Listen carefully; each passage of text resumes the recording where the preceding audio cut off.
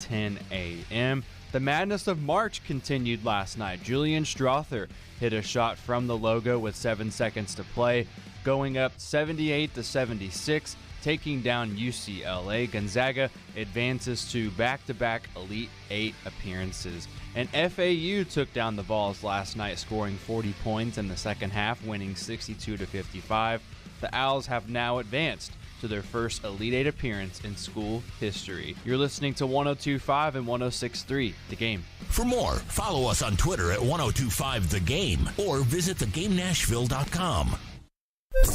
Live from the Hiller Plumbing, Heating, Cooling, and Electrical Studios. WPRT FM Pegram, WPUC HD2 Laverne. Bobby and Rex Road. Chase and Michelle. Caroline, Willie, D-Bay. Stillman and Company.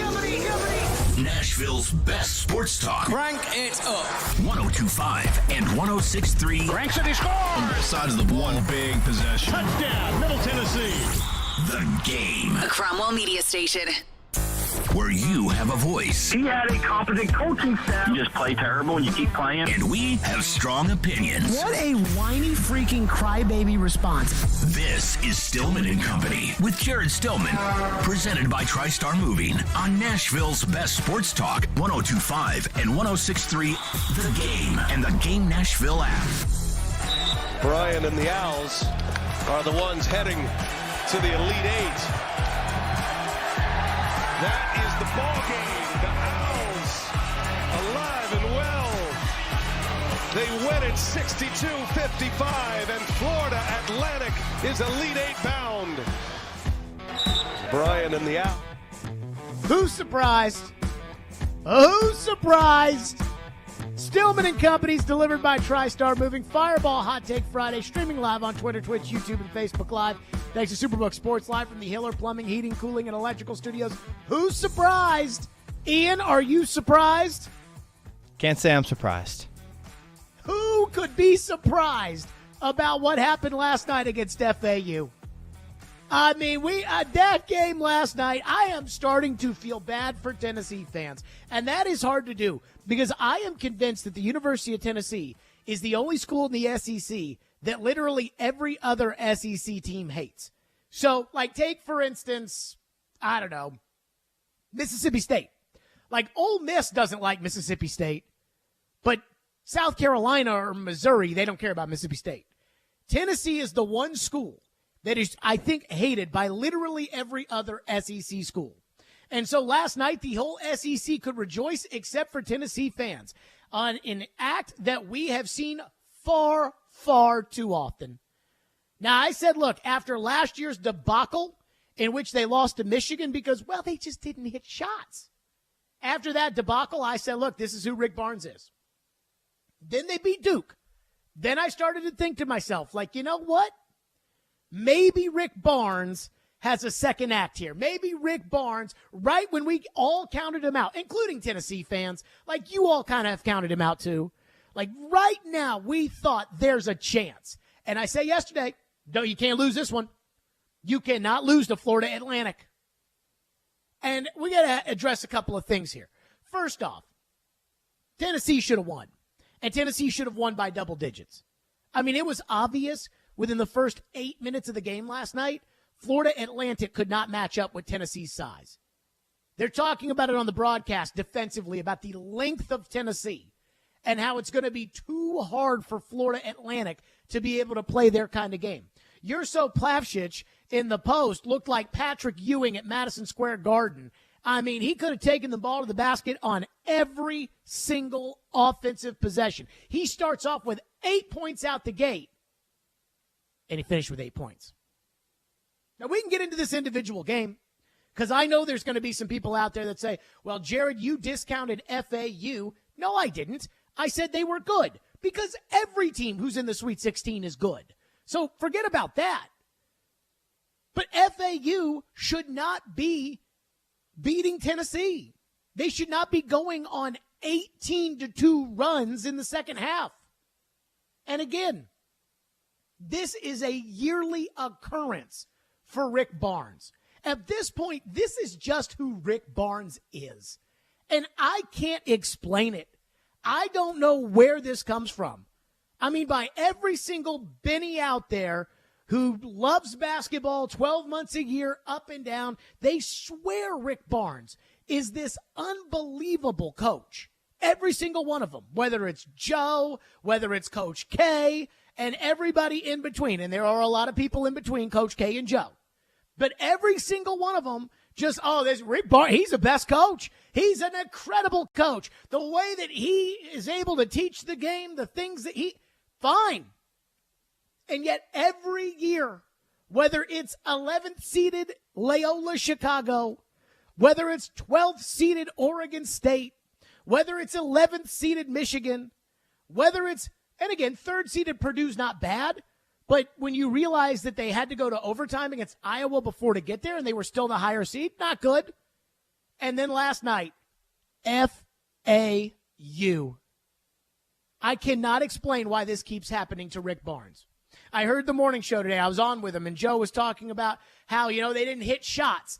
And I was reading Gentry Estes' column in the Tennessean, and it was, to have all your seniors shoot 29% from the whatever, this whole concept of, they didn't make shots. Well, no, they didn't make shots. No team that loses ever made shots, unless it's like an NBA game where they lose 125 to 123.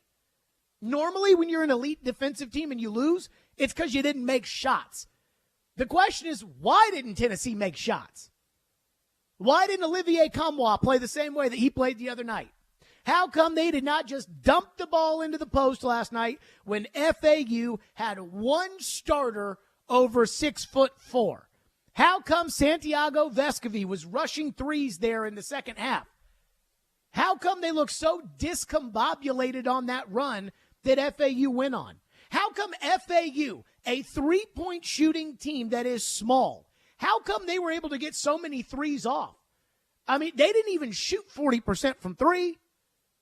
At what point are they going to close out and get a hand in the face so that it's not a wide open three for FAU? So we can go over, this guy didn't hedge his screen on that one, but that has nothing to do with why the 3rd-seeded Volunteers in 2018 lost to number 11 Loyola Chicago. That has nothing to do with why the 5th-seeded Volunteers in 2021 lost to 12th-seeded Oregon State. That has nothing to do with last year's loss to Michigan. Again, another game where, you can't blame the coach because they just didn't make shots. I cannot explain to you what it is about Rick Barnes in this month.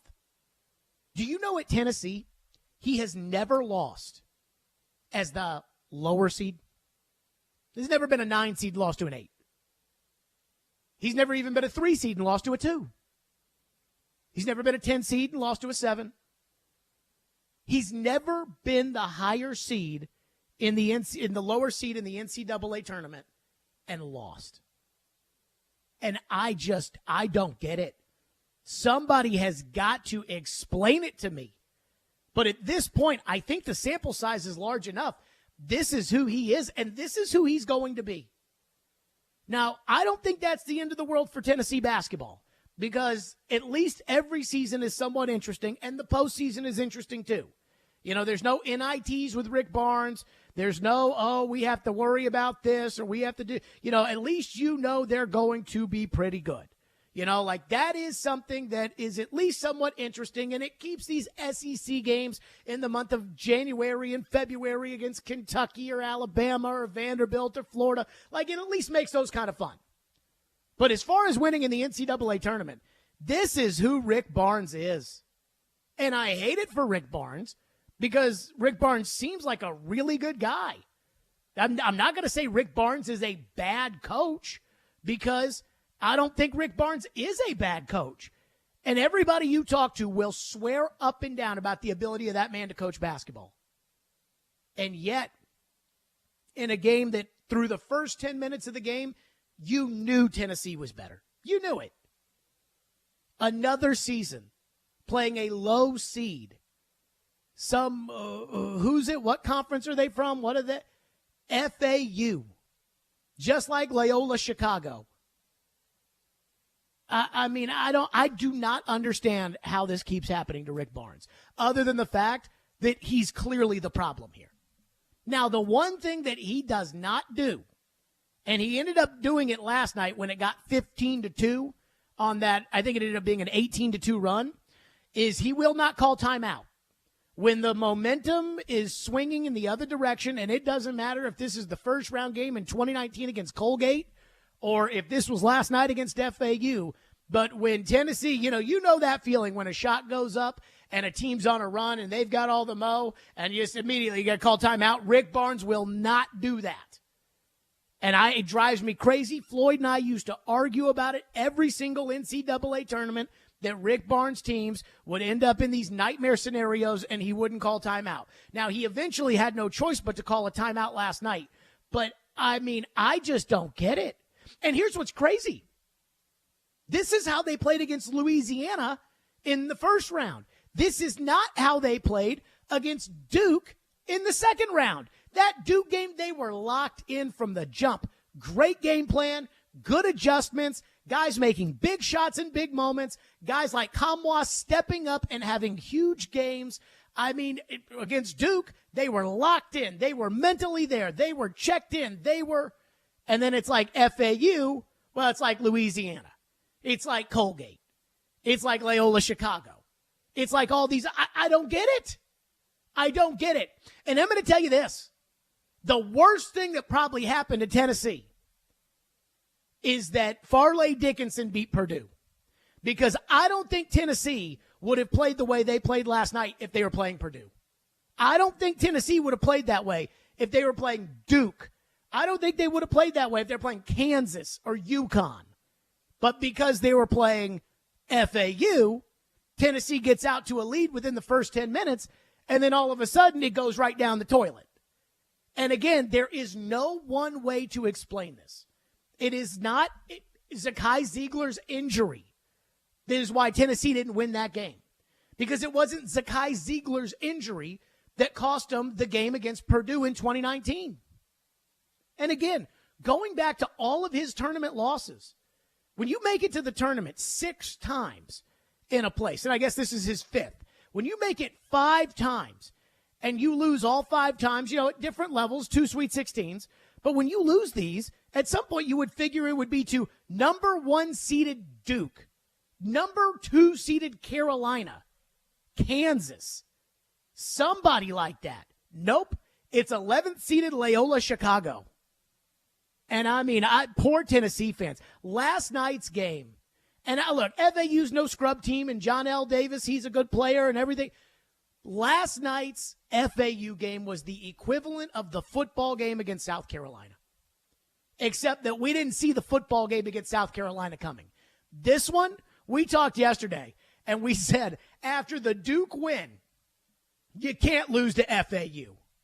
And not only did they lose to FAU, they proved they were the better team in the first 15 minutes, that they had more talent, that they had more size. They got out to a lead. And then, just like all these other ones, just poof, just gone. I don't get it. I do not understand. I guess like how some coaches just have it, like Tom Izzo. You saw the end of that Michigan State game and the way he drew up those shots at the end. I guess the way some coaches just have it. Rick Barnes does not. But it's almost like that game last night went to the Rick Barnes March tournament choke job script to a T. And that was a tough one for Tennessee fans. 615-737-1025 is our phone number, 615-737-1025. We're starting off on that. I did tweet out yesterday that I fully expected Tennessee to win. I did tweet out after the first 10 minutes that I thought the game was over. And then I don't know what happened. And the excuse, well, they didn't make shots. Well, no, they didn't make shots. They didn't make shots. They didn't defend, and they didn't rebound. And guess what? That's how teams lose. The question is, why didn't they make shots? Why didn't they rebound? Why didn't they play defense? And why does this keep happening to them against the Sisters of the Poor in the NCAA tournament? Never happens to them against Duke.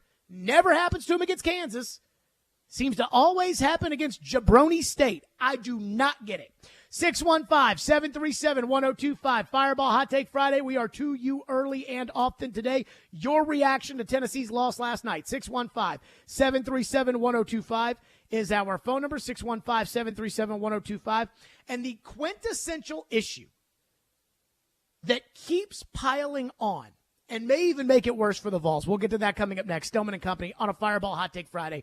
102.5, 106.3 The Game. Want the latest on college football and Nashville sports? They can be a fully formed model of what they're going to be offensively moving forward. Join Outkick 360's Chad Withrow every Friday at 5 with Stillman and Company. You don't know what's going to happen with the roster or the team. He'll bring opinions and charisma for a full half hour every week. This is a good lesson about sports and what we think and what actually happens. Chad Withrow on 102.5 and 106.3 The Game and the Game Nashville app. The choice is yours. Wednesdays at 8:45. Brought to you by Jarrett Companies. Now hiring experienced sprinkler experts. Go to jarrettfire.com. JARRETT fire.com. Jarrett Companies, a company above and beyond industry standards. Hey, it's Mike from Newton Chevrolet GMC. Have you ever thought to yourself, buying a car online? That sounds like a nightmare. But fear not, my friends. With Newton FastPass, it's easier than catching a leprechaun. In fact, our system is so user-friendly that even a leprechaun can do it. And let me tell you, those little guys are notoriously bad with technology. Also, with Newton FastPass, you're practically guaranteed to get a great deal. It's like finding a four-leaf clover in a field of overpriced cars. And who doesn't love a good deal? I mean, I'd be willing to bet that even the most skeptical among us would feel lucky to snag a great deal on a new car. That's not all. When you use Newton FastPass, we'll throw in a free leprechaun to help you navigate the process. And trust me, these little guys know their way around a car deal. Just be sure to keep an eye on them because they can be a little mischievous. So what are you waiting for? Visit NewtonChevroletGMC.com and join the ranks of lucky car buyers. You might even feel like you're living in your own personal pot of gold. And remember, with Newton FastPass, you're always in luck. Prescription products require an online consultation with a healthcare provider who will determine if a prescription is appropriate. Restrictions apply. See website for full details and important safety information. Subscription required. Hey guys, did you know there's a generic form of Viagra that works just the same but is 90% cheaper? And you can get it online? Just go to 4hims.com/radio. At Hims, you'll get a free medical consultation, discreet shipping if prescribed, a 100% online process, and trusted generic alternatives to the biggest brands at 90% off. That's right, get generic for Viagra, the same active ingredient as brand name Viagra, but 90% cheaper. It's the same medication you get from your doctor, but with zero copay, no expensive appointments, and no awkward face-to-face conversations. To start your free online visit, you need to go to this exclusive address, 4hims.com/radio. That's 4hims.com/radio for your free online visit. FORHIMS.com/RADIO. Anyone want to tell me what happened? Did you miss any of today's show? It's okay. It's fine. Don't worry. Subscribe to the Stillman and Company podcast on Apple, Spotify, and other podcast platforms, or by going to thegamenashville.com. All right, I'll give it a shot. You're listening to Stillman and Company, presented by TriStar Moving on 102.5 and 106.3 The Game and the Game Nashville app. Vescovy trying to get loose. Martin is with him step for step. Nashek, here's Vescovy now in the corner. Contested three is short. Man, give Elijah Martin a lot of credit. He's running the break now. Weatherspoon with a shot fake. Martin, three-pointer. Down! Rick Barnes needs a timeout. They are jumping at Madison Square Garden. Florida Atlantic by 7 on a 15-2 run. Just from your vantage point, what went wrong in that 18-2 run in the second half? Well, I thought in the first half, they had some shots that we were lucky we dodged that. But when they started scoring, our offense wasn't very good. And we gave up too many drives. And then along with that, offensive rebounds where we let them get downhill. There you go. That was Rick Barnes. What happened on that 18-2 run? Well, we gave them open shots. We let them penetrate. We didn't make any buckets on offense. And we didn't rebound the ball. Now, the real question is, why did that happen in a game where Tennessee had more talented players? Tennessee had the size advantage. Tennessee had the better team last night. And why did it happen? And why does it happen to Rick Barnes every NCAA tournament? I mean, even in that play-by-play cut, Brian Anderson says, if we can dial that play-by-play cut back up, listen to when Brian Anderson, the play-by-play guy for TNT, who is by no means a hot taker in telling people what to do, Brian Anderson says Rick Barnes needs a timeout, and then listen to how long it takes for the whistle to blow in the background for Rick Barnes to call timeout. Vescovy trying to get loose. Martin is with him step for step. Nashek, here's Vescovy now in the corner. Contested three is short. Man, give Elijah Martin a lot of credit. He's running the break now. Weatherspoon with a shot fake. Martin, three-pointer. Down! Rick Barnes needs a timeout. They are jumping at Madison Square Garden. Florida Atlantic by 7. 5 whole seconds between when Brian Anderson's like, dude, are you going to call timeout? And then finally Rick Barnes is like, well, I guess, it's 15-2. Might as well call timeout now. And every time that happens, and Ian, you got to back me up on this one. This happens far too often with Rick Barnes. I always look up. Oh, you talking about the timeout situation? Yes. Yeah. I don't know, man. I don't understand, what goes into a coach's head when or when to not call timeout. But he does seem to let the players try and figure it out on themselves. We used to argue on this show about Rick Barnes not wanting to call timeout, and every time Floyd would say, you don't know how many meetings they've had about when to call timeout. You think you know when to call timeout better than they do. They've had 100 meetings. I've been in those meetings where they decide when to call timeout. And every time something like last night happens, I look up and I say, why won't he call timeout, GM? Are you watching? Are you watching? Every single time. Now, here's the thing that I still can't get over. This doesn't happen against the Blue Bloods. Like, this does not happen when Tennessee plays a name brand program. When they play that kind of team, even in the regular season, they lock in. How many times is there a big game against number 1 Alabama and Tennessee just for the whole game locks in? And I feel like, the Duke game on Saturday, they locked in. And they weren't locked in last night. And I think if Tennessee had won this game, even though, let me say this, Marquise Noel at Kansas State is a bad freaking dude. I mean, he is freaking awesome the way he's playing in this tournament. But I think Tennessee would have won because I think they would have been locked in the whole game because Kansas State, they would have taken them and him seriously. I just don't get it. Like, I do not get it. And I don't understand how this just happens to be an every year kind of thing. And that's why I think the little things that dismiss a loss in the tournament, I don't think you can dismiss with this team. You can't say, well, they didn't make shots. That was the excuse last year. You can't say, well, Zakai Ziegler was hurt. Well, who was hurt in 2018 when they lost to Sister Jean? You see what I'm saying? I mean, it's ridiculous. And it doesn't make any sense. Now, here's kind of the crazy thing, too, about all of this going back and forth and what's going to happen to Tennessee and Rick Barnes and everything else. Like, at least they're kind of relevant.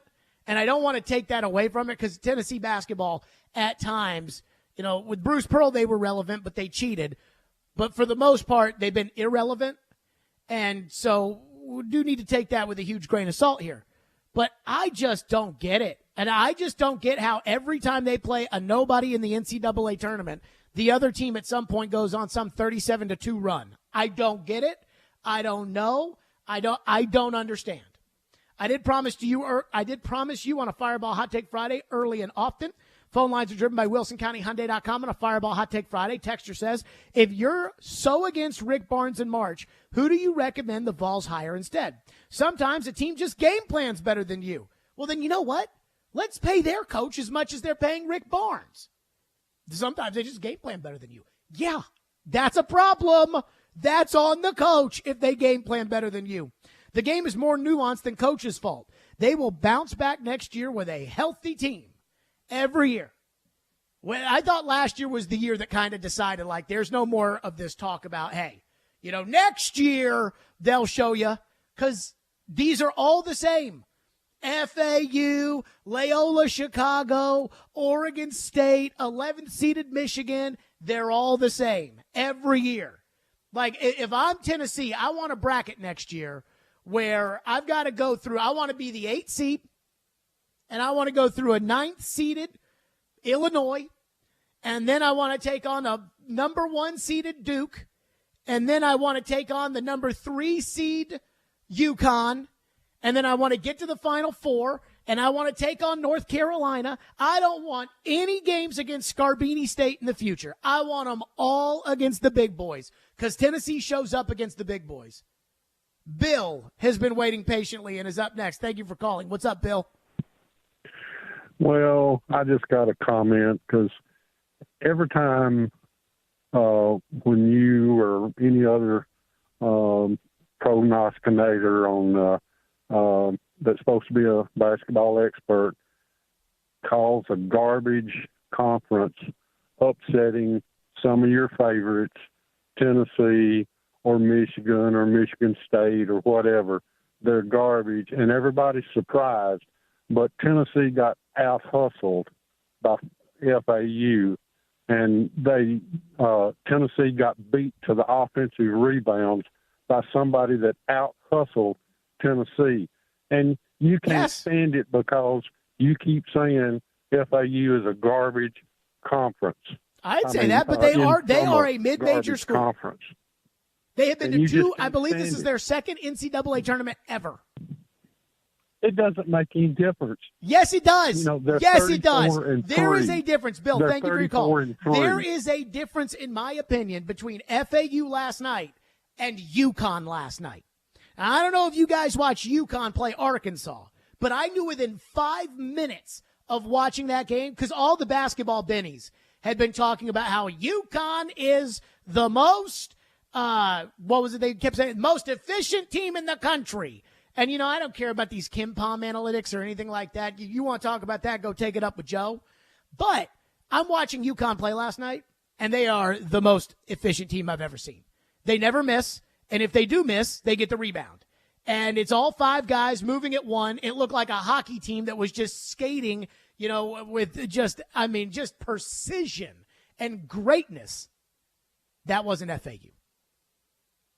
And if Tennessee had lost to that, if Tennessee had lost to the way UConn played last night, or if Tennessee had lost to a Marquise Noel the way he played in the first game last night, fine. There are games where you say, hey, man, you've got a great team. But like I said, it shouldn't come every year against an 11th seed or a 10 seed or a 9 seed. At some point when you get beat by the better team, it'd be nice if it's a 4 seed or a 2 seed. And instead, Tennessee, I don't get it. I don't get it. And this idea that, Tennessee's my favorite or something like that, or I'm mad that they lost to a mid-major, it's not that they lost to this particular mid-major. He brought up that they got out-hustled. He's right, they did. Why did they get out-hustled? Isn't that something, when you make the kind of money Rick Barnes makes, isn't that something that we need investigated? Why did the other team out-hustle you? They should not have out-hustled you. It's like the first guy said, oh, yeah, if you're so down on Barnes, you should do it. Maybe they just game plan better than Tennessee. Yes, that's on the coach. That's on the coach. And I don't. Yeah, and sometimes you can see it too. The coaching mismatch. I thought Tom Izzo coached better last night than Jerome Tang. But Tom Izzo did not have Marquise Noel. Or Masood, the other guy, he freaking balled out last night.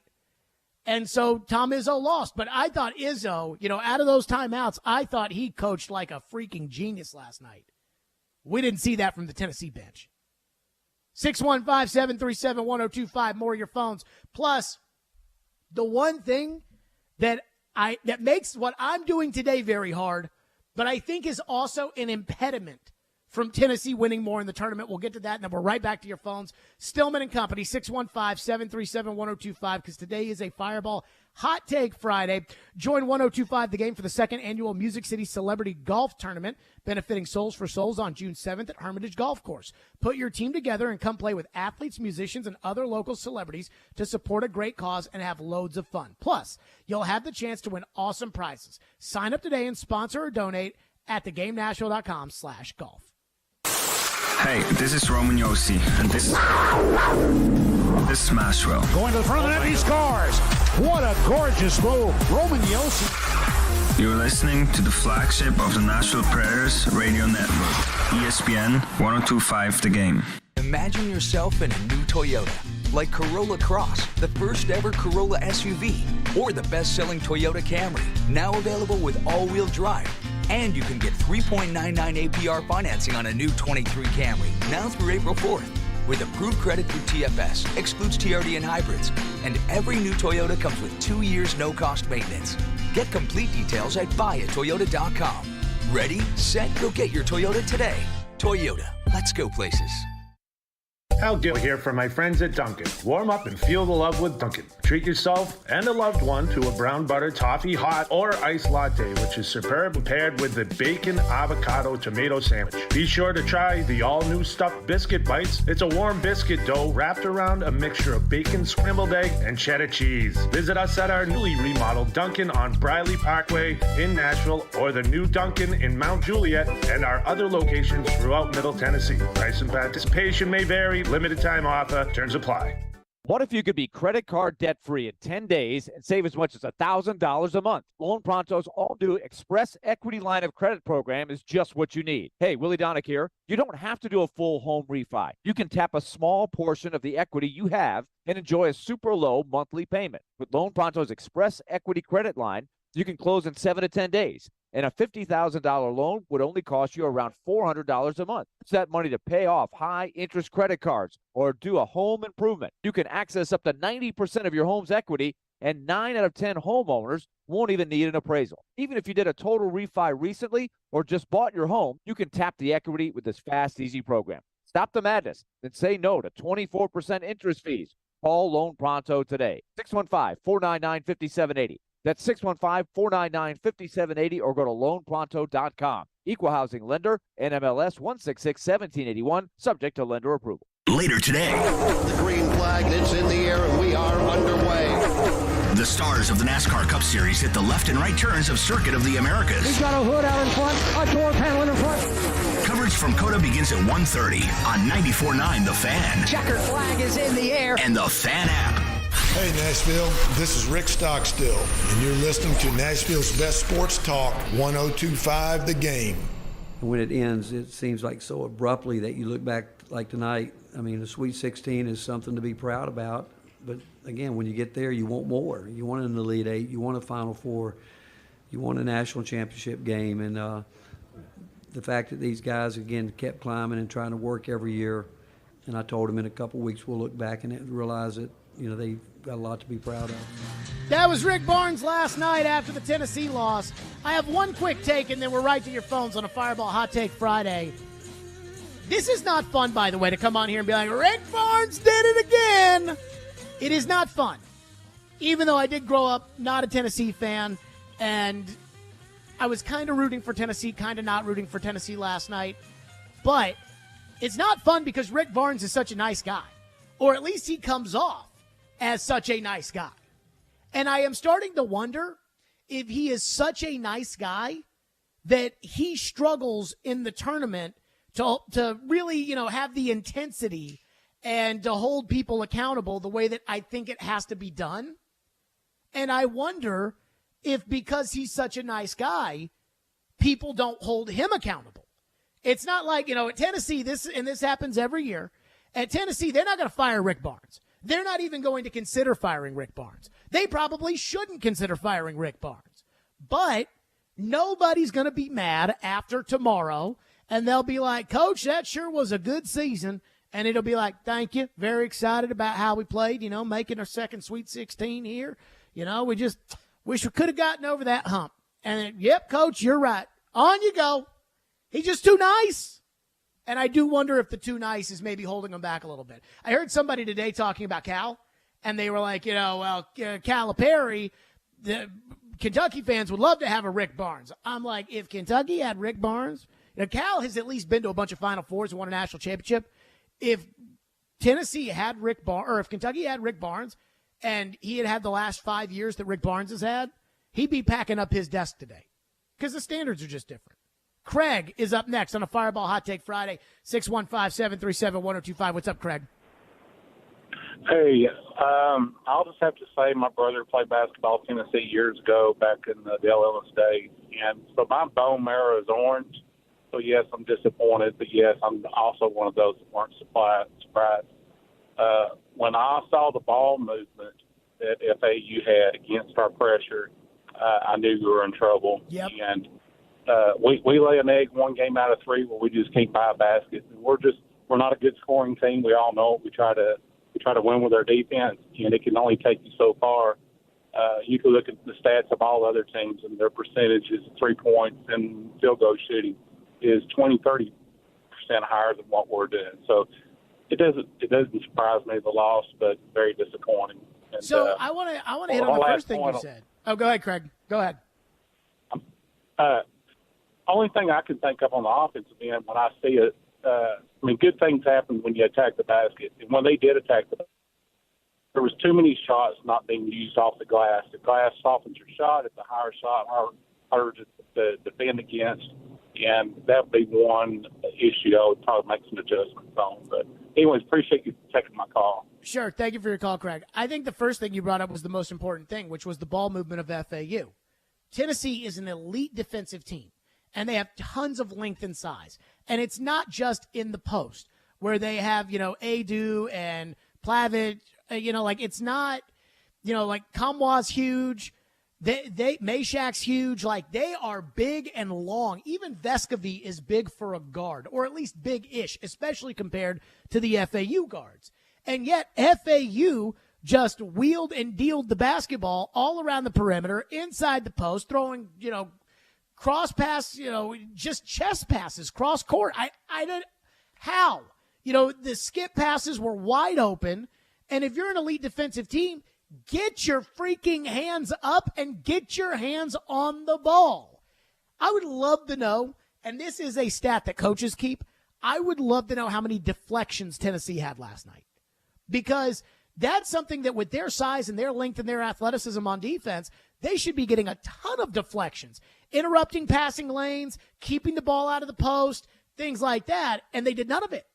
And so we can sit here and bemoan Tennessee's offense, and we can cry about, well, they're not a good offensive team, and, well, they didn't make any shots, and things like that.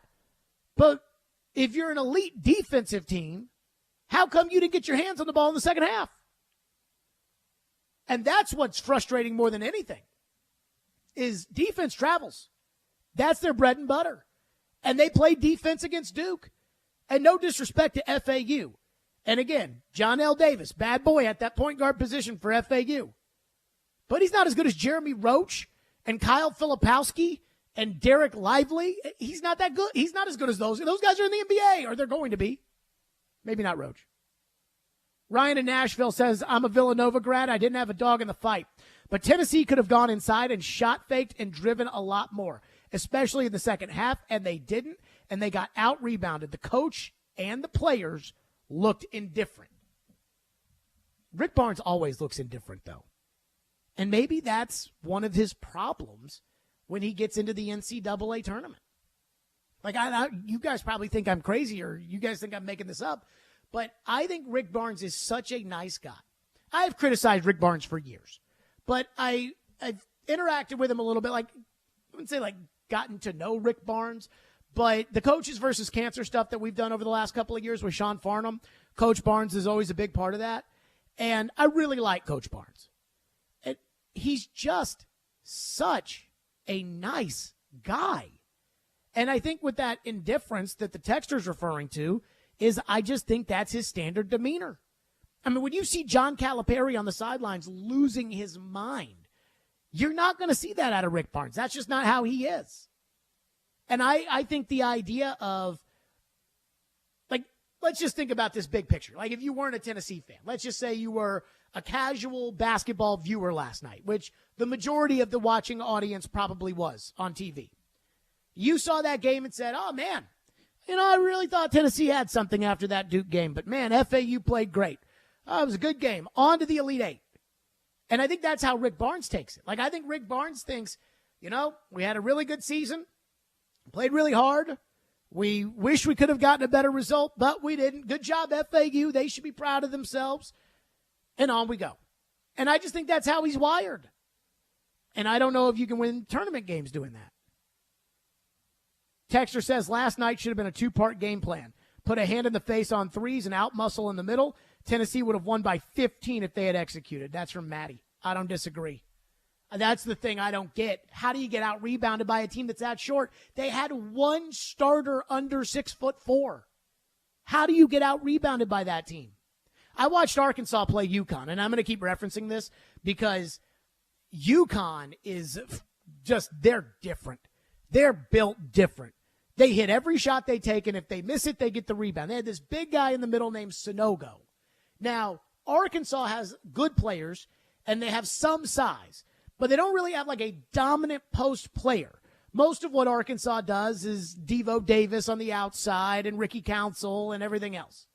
And this Sonogo for UConn just took over the game.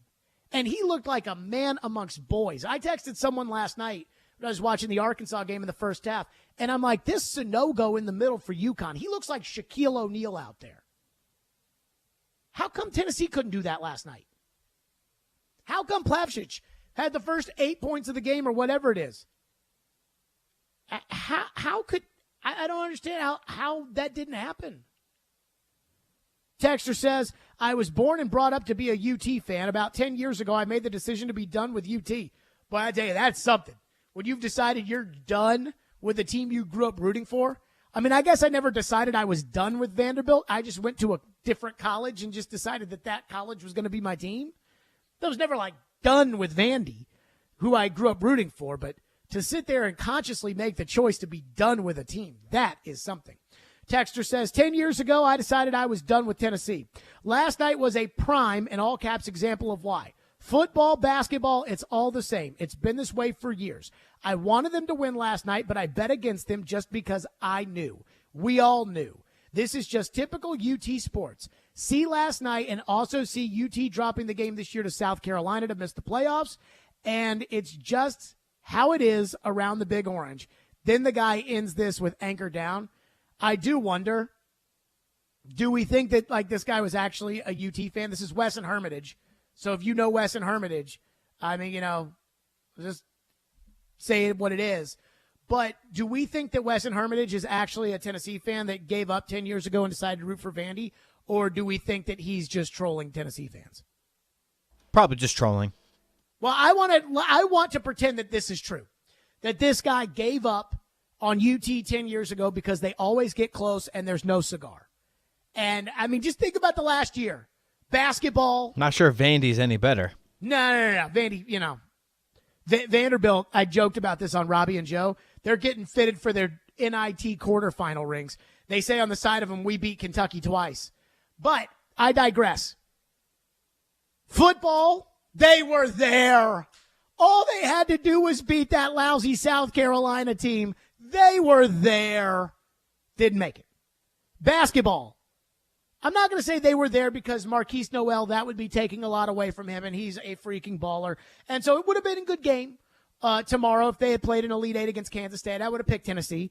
But whatever. They were so close to the Elite Eight and a good chance to get to the Final Four. And in this year, this bracket, who knows?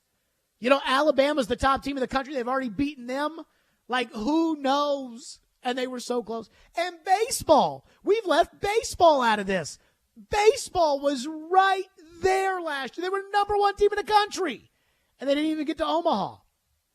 And, it's not your God-given right at Tennessee to win everything. But at some point, it would be nice to win something.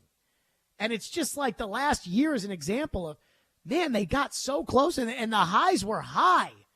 Beating Alabama in football, beating Alabama in basketball. That was number one in the college football playoff. Hendon Hooker. Could be much worse. Could be much worse. Yeah, you could be Louisville and win 4 games of basketball. But it's like they got so, and yet right when push came to shove, it wasn't like Tennessee football got to the precipice of, making it to the college football playoff and lost to Alabama in the SEC championship game and got knocked out. It's not like they got to the college football playoff and got beaten by Ohio State or Michigan. They lost to South Carolina.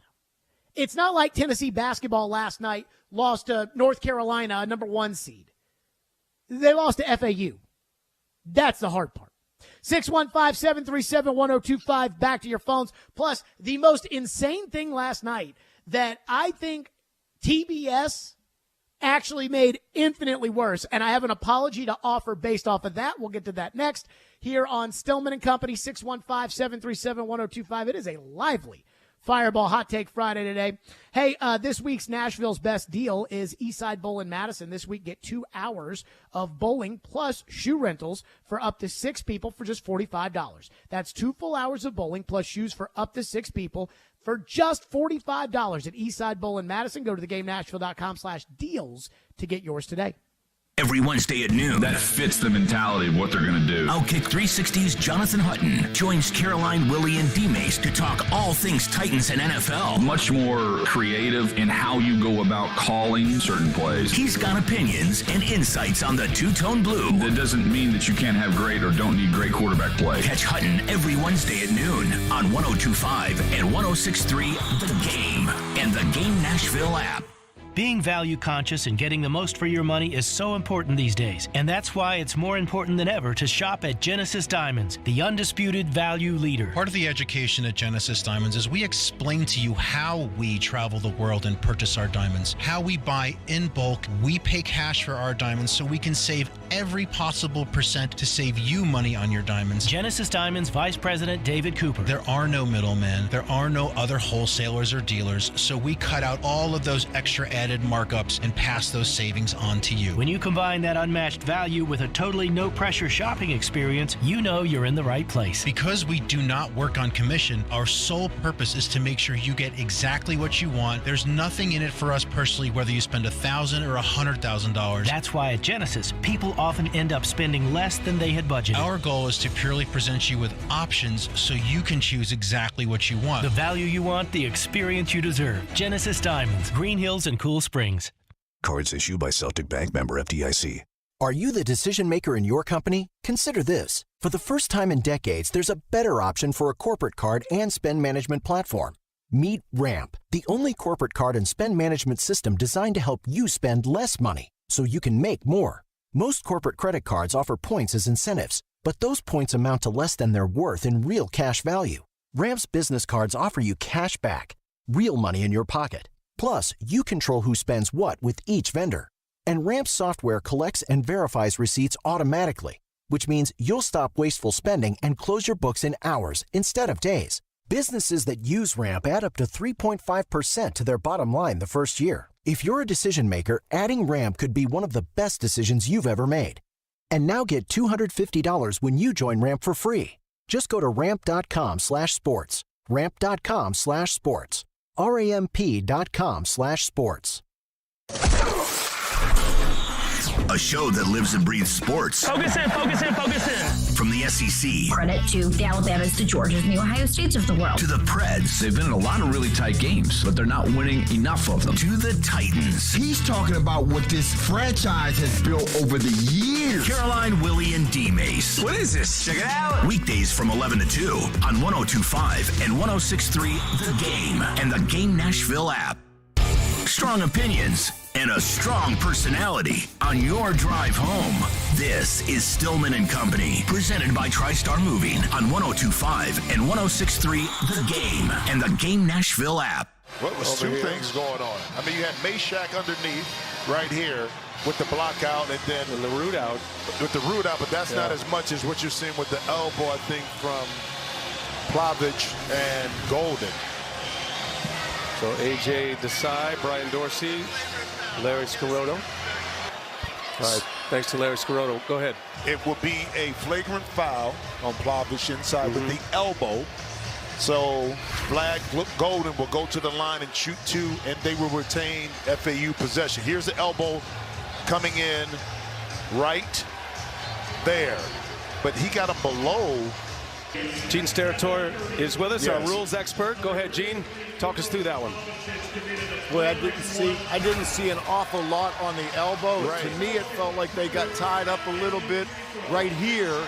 Now, at that point, then 33, I think you've got a common foul field there with him discarding. But I also think 50 is embellishing that contact Agreed. a little bit.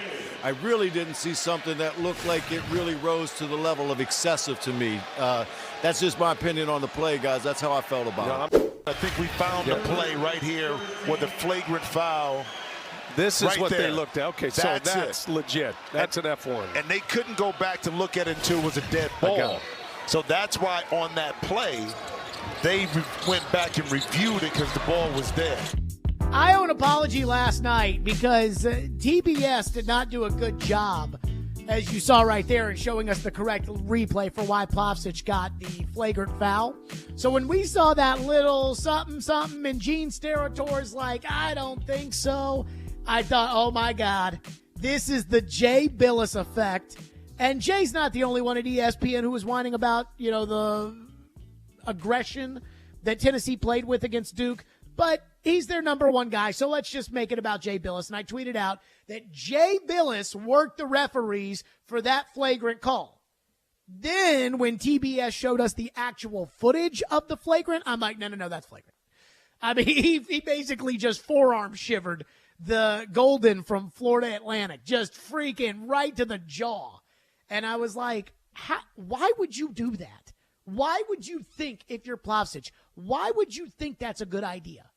I mean, and at that point in the game, you can't give them free points. And that's another thing I feel when it comes to Rick Barnes is, got to control your guys on some level or another. Texter into the text line says, Jared, I love it.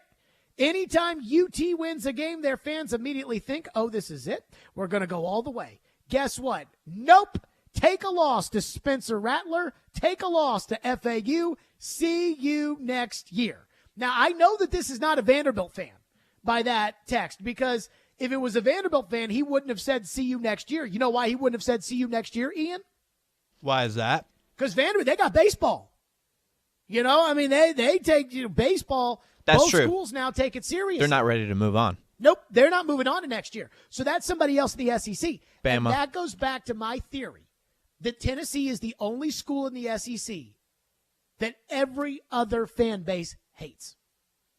Like, I don't think Auburn fans hate Kentucky. And if I had to say the second most disliked fan base in the SEC, I would have to guess it's Kentucky. Now, I don't know if Oklahoma or Texas will hate Tennessee, and that may change but as far as the current state of the SEC, Alabama hates Tennessee, and I'm talking about like Auburn fans hate Tennessee and their fans. Alabama hates Tennessee. Auburn hates Tennessee. Georgia hates Tennessee. Florida hates Tennessee. Kentucky hates Tennessee. Vanderbilt hates Tennessee. South Carolina hates Tennessee. And the SEC West hates Tennessee. I mean, I don't think there's any. Ole Miss hates Tennessee. And I do think, again, not to make this about all Tennessee fans, but just a lot of them, I think it's the obnoxiousness of Tennessee fans to the point of the texter that is Tennessee wins something in football, and it's like, we have arrived. And it's like, congratulations, you beat Alabama, which is a big deal. But so did LSU, and nobody feels good about LSU right now. Nobody's pumping their chest about LSU. LSU finished, third in the West? Figure out how to go win some more games. A&M beat them last year. Not the end of the world. Texter said, talking about how Tennessee didn't make shots every year when they lose in the tournament is like failing your test and having your excuse be, well, I just didn't get my answers right. Let me say this. That drives me crazy. But there is a time and a place for they just didn't shoot the ball well. There are games where, look, they just didn't shoot the ball well. But not very often. Normally, it's because the other team kept you from shooting the ball well, or because you didn't play to your strengths. That's normally how it goes. And if you wanted to say, well, Tennessee didn't hit their shots last night, fine. But you can't say it after what happened last year when the excuse after they lost to Michigan was, well, they didn't hit their shots. This can't be an everyday thing. Can't be every time you win, we're the best. And every time you lose, well, we just make our shots. That's like one of my friends started betting with his brother-in-law. And this was before, everybody bet on their phones. He was betting with his brother-in-law. And his brother-in-law would come back to him after he'd lose and it would be time to collect. And the brother-in-law would say things like, well, you got to give me that one because the ref screwed me. And when I heard that, I'm like, that did not happen. Yes, it did. That is what our shots didn't go down. No, your shots didn't go down. This is basketball. And when your shots don't go down, you lose. Now, I don't think Arkansas lost because their shots didn't go down, but boy, their shots did not go down last night in the first half. And everything UConn shot went right in the bucket. UConn is awesome. Texter says, nobody on Tennessee's sideline had their soul last night. It looked like they were all just going through the motions, including Rick Barnes. Gentry Estes alluded to this in his column in the Tennessean about how it kind of looked like Tennessee in the locker room didn't feel like a team that was devastated that their season was over, but more so like an exhausted team that was just on some level or another relieved that it was over and that they were mentally exhausted and spent. And I think a lot about that because I've been a part of teams that have lost and it's like, this is it. Like, this is the end. Like, there's no more after this. And I've also been a part of teams that lost in a Sweet 16 and the season for everybody was just so mentally taxing. There was this feeling of, oh, thank God it's over. And it sounded like the way Gentry wrote it, and I wasn't in that locker room, so I wouldn't know, but it sounds like the way Gentry wrote it was there was a sense of relief. And Josiah Jordan-James last night said, and I didn't hear him say it, but Gentry wrote about this in the Tennessean, that it was like people don't know what all we had to go through this year. And when I hear that, I'm like, well, what did you have to go through this year? Because there's certain things that everybody has to go through on a yearly basis. Zakai Ziegler gets hurt. Injuries happen. That happens to every team in every sport.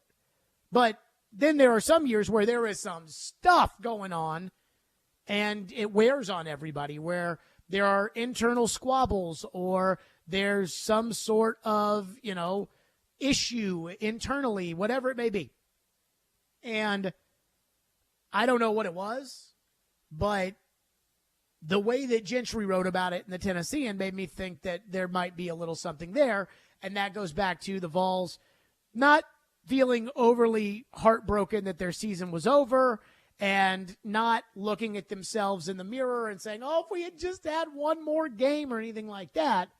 And that's usually when you see a team that goes through the motions. Texter says, how far did you expect Tennessee to get in the tournament after how bad they looked to close the year? I feel a Sweet 16 run was better than most expected. That comes from Brad. And I had them losing to Duke. But I also didn't think that they would lose to FAU. And you had the shot at the Final Four. You had it. Now, would you have beaten Kansas State? That's for debate. I think so. But you had it.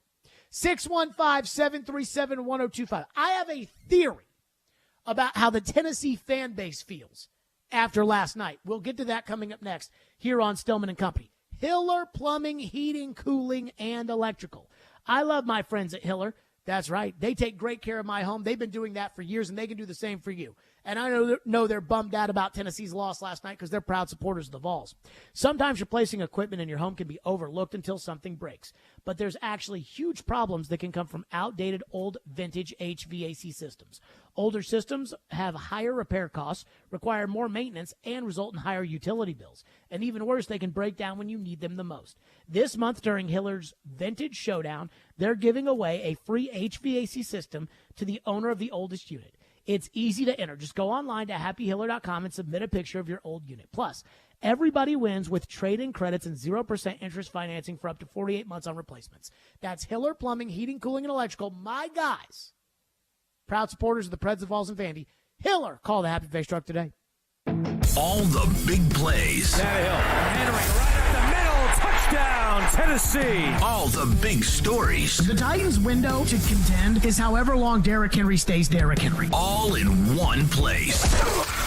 We are Nashville's best sports talk. 102.5 and 106.3. Gets it back and scores. Our execution was good. They have not found their groove. It's always great to win in this league. It's tough to win. The Game and the Game Nashville app. ElectronicExpress.com. We make it happen. At the law office of Amanda J. Gentry, we are committed to defending your rights. We have a team committed to helping you navigate the court system, whether you've been accused of a crime or you're going through a messy divorce and custody. Call our team to help you navigate this system. We are here to protect your rights, to demand your rights, to enforce your rights. 615-604-6263. 615-604-6263. AmandaJGentry.com. Join the Nashville Area Chamber of Commerce April 3rd through 6th for an exclusive look into what makes Nashville the IT city. Whether you're new to town or a Nashville native, Intro Nashville gives you the opportunity to become engaged and connected to our city's community. During this multi-day immersive program, you'll hear from over 20 community leaders and industry experts whose storytelling unlocks a comprehensive view of our city and region. Gain historical and economic perspective on Nashville while establishing relationships with local business leaders. Register now at intronash.com. What's up, Nashville? Jeremy here at Blend Bar with Davidoff Cigars. We are a trendy, upscale, full-service bar and cigar lounge in the heart of downtown, 2 blocks from Bridgestone Arena, Ryman Auditorium, and Nissan Stadium. Come check out the best old-fashioned in Nashville and let my excellent staff create your next luxury experience. With our state-of-the-art ventilation system and imported leather furniture, make us your next stop for a night out on the town. Blend Bar with Davidoff Cigars. We are luxury redefined. Your Game Center update. This Game Center update is brought to you by the law offices of Amanda J. Gentry. The Tennessee Vols basketball season came to an end in the Sweet 16 last night with a 62-55 loss to FAU. The Vols were looking to make the Elite Eight for only the second time in school history. Head coach Rick Barnes after the game. Certainly proud of the effort that these guys have given us all year through tough times, at times with injuries, but and when it ends like this, it's always disappointing because we won it all and came up short, but proud of our team, too, for being in this position with a chance to move on. The Nashville Predators got the 2-1 shootout win last night over Seattle. The Preds are 5 points back of Winnipeg and 6 points back of Seattle for the final wildcard spots. Nashville will host Seattle once again on Saturday and then host Toronto on Sunday. Hear all the action right here on the Preds Radio Network. And a couple of free agent wide receivers are off the market. DJ Chark signed with the Carolina Panthers, and Nelson Aguilar is signing with the Ravens. This update is brought to you by the law offices of Amanda J. Gentry. I'm Ian Safar for 102.5 and 106.3 The Game. For more, follow us on Twitter at 102.5 The Game or visit thegamenashville.com. Live from the Hiller Plumbing, Heating, Cooling, and Electrical Studios. WPRT FM Pegram, WPUC HD2 Laverne. Broadcasting on Alexa. I appreciate that. And other smart speakers. 102.5 and 106.3. 1, 2, 3. I think it was a good game. Had a couple of big plays. The Game. A Cromwell media station. Where you have a voice. He had a competent coaching staff. You just play terrible and you keep playing. And we have strong opinions. What a whiny freaking crybaby response. This is Stillman and Company with Jared Stillman. Presented by TriStar Moving on Nashville's best sports talk, 102.5 and 106.3 The Game and the Game Nashville app. Stillman and Company is delivered by TriStar Moving, 102.5, 106.3 The Game, streaming live on Twitter, Twitch, YouTube, and Facebook Live. Thanks to Superbook Sports, live from the Hiller Plumbing, Heating, Cooling, and Electrical Studios on a Fireball Hot Take Friday. So I've listened to sports talk radio my entire life, and it's just because I'm sure like a lot of people that are 8 years old that listen to this show because their dads or moms have it on in the car.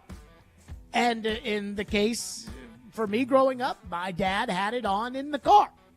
And so I'd always listen to sports talk radio. And my dad always says this. My dad hates Tennessee as much as anybody could hate the Big Orange. He really does. I mean, it was funny when they beat Alabama in football. You know, a couple weeks later, he said, you know, it's good for Tennessee to win a game like that because it makes hating them more fun. And that's just the way he lives his life. And I mean, I've talked about that many times, but he's always told me what got him hooked on sports talk radio was listening on a Monday after Tennessee would lose on a Saturday. And it was about listening to the callers. We got mad at Matt Jones on Kentucky Sports Radio after they lost last weekend because one of those crazies called in to yell about Calipari, and he cut that guy off. We wanted to hear what the crazies had to say about Cal. I mean, that's what sports radio is. And I know the feeling of mad Tennessee fans. I mean, we watched them go march on the campus to try to keep Greg Schiano from being hired as the football coach. So we know mad. And we know mad Tennessee fans when we see it. Now, I think for a lot of non-Tennessee fans, and especially in this area, I think rooting for Tennessee is binary. If you don't root for Tennessee, you hate Tennessee. And if you do root for Tennessee, you love Tennessee. And I think for a lot of the Tennessee haters, they are incredibly thrilled about last night because deep down inside, I think they were afraid of what it was going to be like if Tennessee made it to the Final Four or even better. Like, I think the chirping, the yelling, the screaming, the "where the balls?"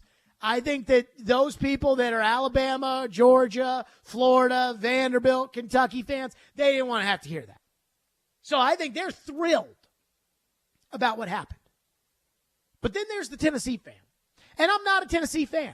So I can't tell you exactly how they feel from my own shoes, but just my interpretation of it, I don't think Tennessee fans are mad about what happened last night. I think they're disappointed. I think they wish Tennessee had won the game.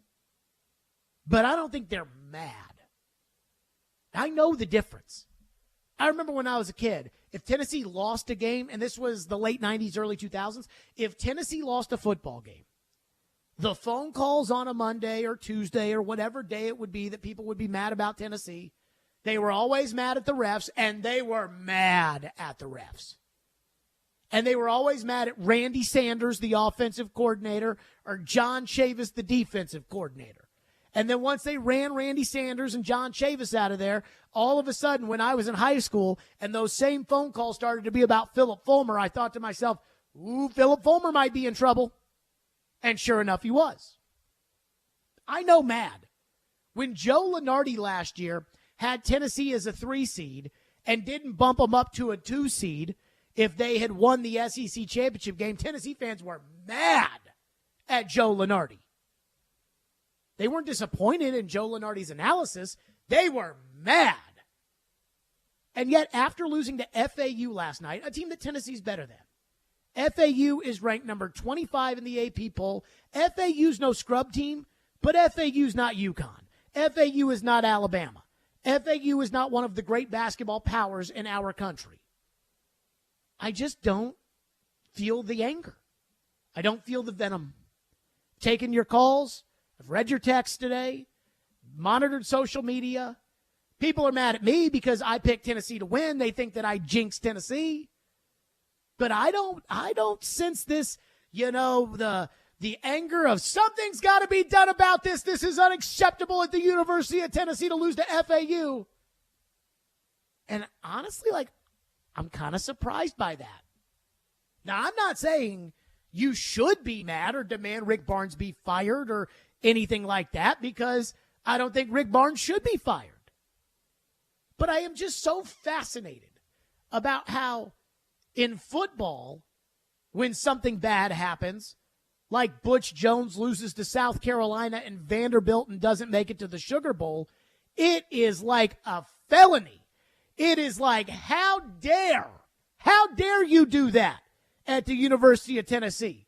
I mean, I remember the trash can game against Georgia Tech when Tennessee kicked off the season against that triple option, and all of a sudden they had that guy on the sidelines holding up that trash can, and Georgia Tech, puts up a bunch of points in the first half, and Tennessee ends up coming back and winning the game, and Tennessee fans were furious after that game, and they won.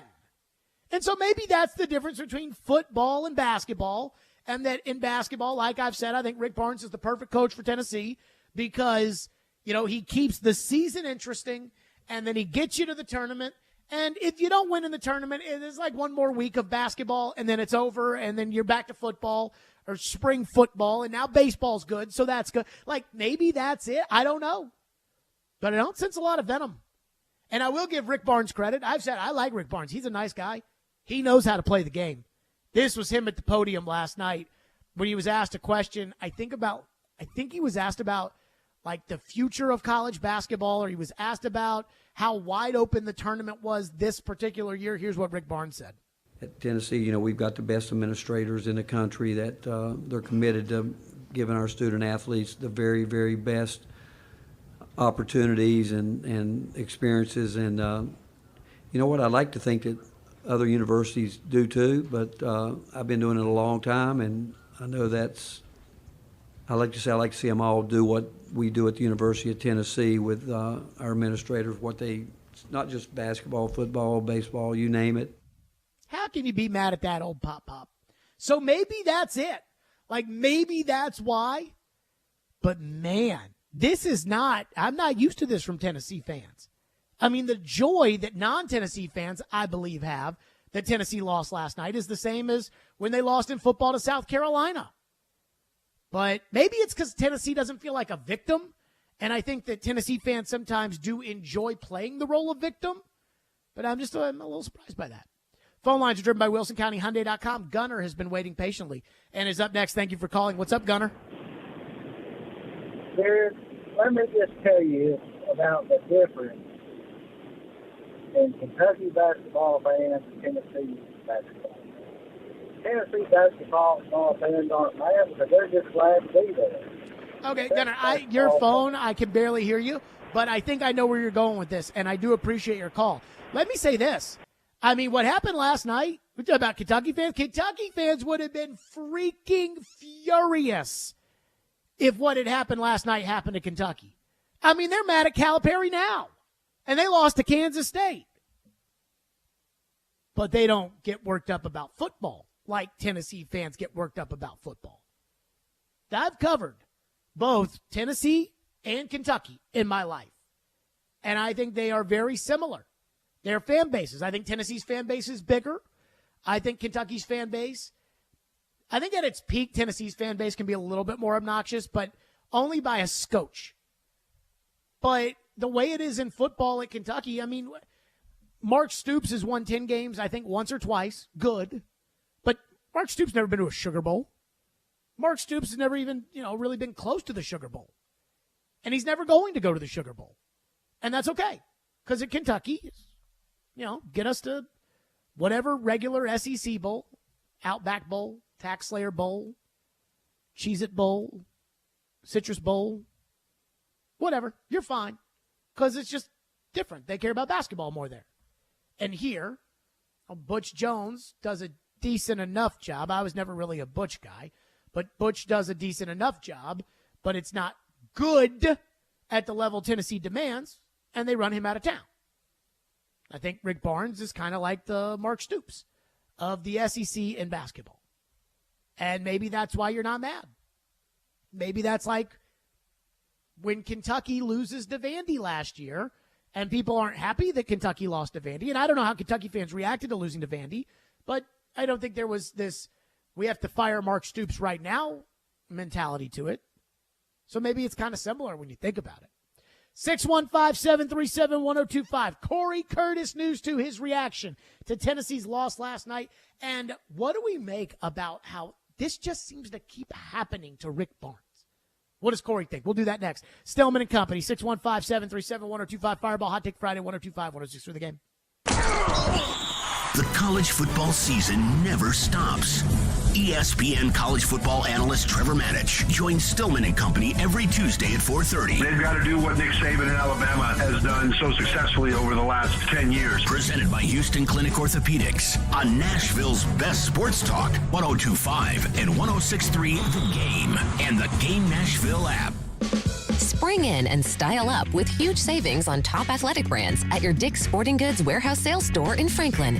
Stay active this spring with up to 70% off the athletic styles you love. Shop deals on thousands of styles from top athletic apparel and footwear brands like $10 tees, tanks, and shorts for the family, $20 swimwear, $20 golf polos, and running footwear for $60 or less. Find incredible deals and incredible style at your Dick's Sporting Goods warehouse sales store in Franklin at Watson Glen. Ever tried to shop for a diamond online? They all look great on the computer screen, but the fact is, most reputable jewelers like Genesis Diamonds wouldn't touch them with a 10-foot pole. These are the diamonds that nobody wants to buy. We call them the B-quality diamonds. That's Genesis owner Boaz Ramon, who says that even diamonds with the same grade and specs on paper can be very different when you see them up close in person, especially the ones from online dealers. Those diamonds gonna look always cloudy or dirty. It's like you're wearing your glasses and there is fingerprints all over the glass. You just don't understand, or nobody told you that the material that this diamond was cut from was not the best material. Why risk it? At Genesis Diamonds, they screen thousands of diamonds and only choose the best of the best for maximum brilliance, sparkle, and luster. Genesis Diamonds, Green Hills and Cool Springs. I'm Boaz Ramon, and my accent is always on value. Hey, Robbie Stanley here, and season tickets for the Preds 2023-24 season are on sale now. Preds will be celebrating their 25th anniversary throughout next season. Full half and quarter season plans are available, and you can join the Loyal Legion today and receive the best seat locations at the best pricing and up to 50% off discounts on concessions throughout the season and more. Plus priority access to the 2023 NHL Draft and awards, which are hosted right here in Nashville coming up this summer. Check it out at NashvillePredators.com/season tickets. We do screen printing. Music City Screen Prints. We do embroidery. Music City Screen Prints. We do large format printing. Music City Screen Prints. We do promotional goods. Music City Screen Prints. We do graphic design. Music City Screen Prints. MCScreenprints.com. That's MCScreenprints with an S.com. 615-866-6010. You think it, we print it. We try to stay cool by being on social media. I'm with it. I'm hip. Follow us on Twitter at 1025thegame and on Instagram at 1025thegame Nashville. Hey! Oh yeah, and like us on Facebook too. You're listening to Stillman and Company, presented by TriStar Moving on 1025 and 1063 The Game and the Game Nashville app. Stillman and Company here on a Fireball Hot Take Friday. Kind of in a good mood. Let's give something away. I'm giving something away personally right now, so might as well give something away while we're at it. Who wants to go to the Predators Foundation Wine Festival? That's right. Be caller 5 right now, and you'll win a pair of tickets to the Predators Wine Festival and Tasting at Bridgestone Arena on March 30th. The Wine Festival and Tasting will feature more than 300 higher-end wines, beers, and spirits, food samples from local restaurants, and an extensive silent auction. Tickets are available at NashvillePredators.com/wine. So I was reading through your text there during the break about how, again, I think Tennessee fans are disappointed. I don't think they're angry. And again, like the kind of angry that we saw when they marched on Rocky Top to keep Greg Schiano as being hired the coach. One person texted in and said, "No, Jared, I'm pissed, and so are all of my Tennessee fan friends that I know." Maybe that's the case, but a lot of them are, well, we'd rather beat Kentucky than win in the NCAA tournament. With that, we're joined by Corey Curtis, News 2, as we always are on a Friday. So, Corey, what was your reaction last night? I didn't expect Tennessee to beat Duke, but to lose to FAU with everything on the table the way they did, what'd you make of it? Well, you're probably not going to like my opinion, and that's fine. I'm used to that, most people. But, number one, FAU's good, okay? They're 34-3. Everybody's good in the Sweet 16.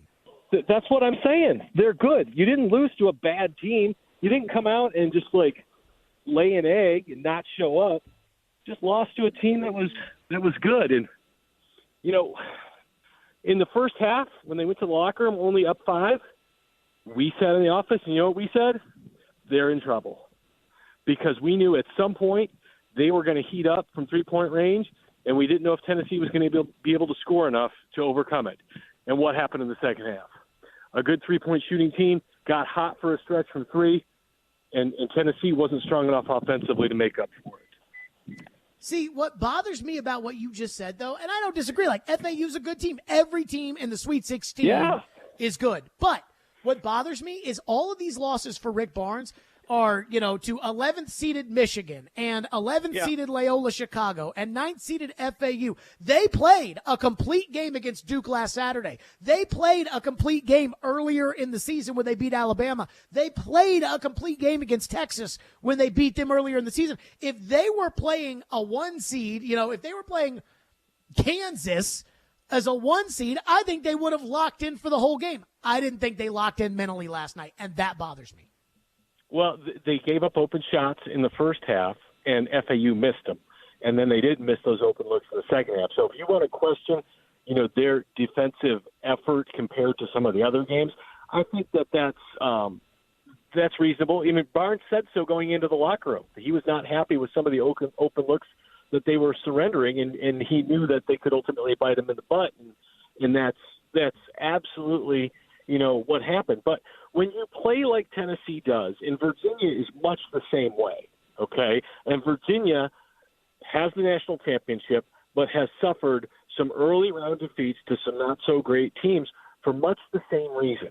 When you play low-scoring, grinded-out games, it puts you with every game you play, but it also keeps everyone you play in those games too, because the games are so low-scoring that it only takes one run to get you. And, you want to ask, why does Rick Barnes continue to flame out in all of these tournaments and not make a run? Because they continue to play low-scoring games that keep everyone in the game. And eventually, one of those low-scoring games, the other team gets hot and knocks them out. But to your point about Virginia, Corey Curtis is our guest, and that pack line defense, and they lose a lot in the tournament, they did win a national championship. Yeah, like I said, they did get one. And I do, I just can't get over the fact that I don't know what it is, but he's the common thread amongst the loss to, Loyola Chicago and the loss last year to Michigan and the loss this year to FAU and the loss to 12th seeded Oregon State. He's the common thread here. And what do you make of that? Well, like I said, to me, it's a style of play, and that style of play, unless you've got overwhelming talent, and, there have been a few times where you would say they've had overwhelming talent and not gotten it done. But, like this year, if they had Zakai Ziegler in this game and didn't finish it off, I would have been much more upset with them than I was in this game, because they were clearly missing that takeover element from their basketball team. But, like I said, it's his style of play, and he's an excellent coach. I covered Rick Barnes a long time ago when he was at Clemson, and with his style of play, he took a Clemson squad that had no business competing in the ACC, and he was going toe-to-toe with North Carolina and Duke. It wasn't necessarily beating them, but they should have been losing by 40, and he was taking them into the second half because of the way they played. Eventually, you've got to be able to do more than that. You've got to be able to score at some point. It's like you talk about the way Jeff Fisher coached football, right? Mm-hmm. Grind it out, play defense, take it to the fourth quarter, win by a field goal. Great, you go 11-5, you go 12-4. But what happens? What's the common thread in all those games?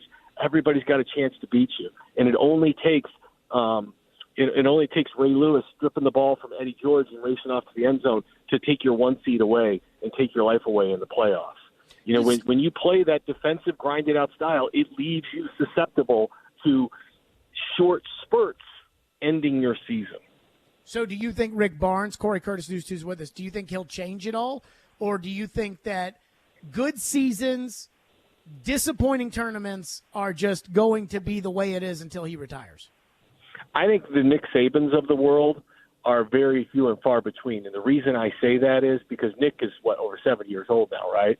Mm-hmm. And Nick used to coach games all defense, and he changed. Bill Belichick has been willing to change over the years, and not a lot of coaches are like that. Rick Barnes is almost 70 years old. I don't see him changing the way he does things. He's an excellent head coach. He's won a lot of games.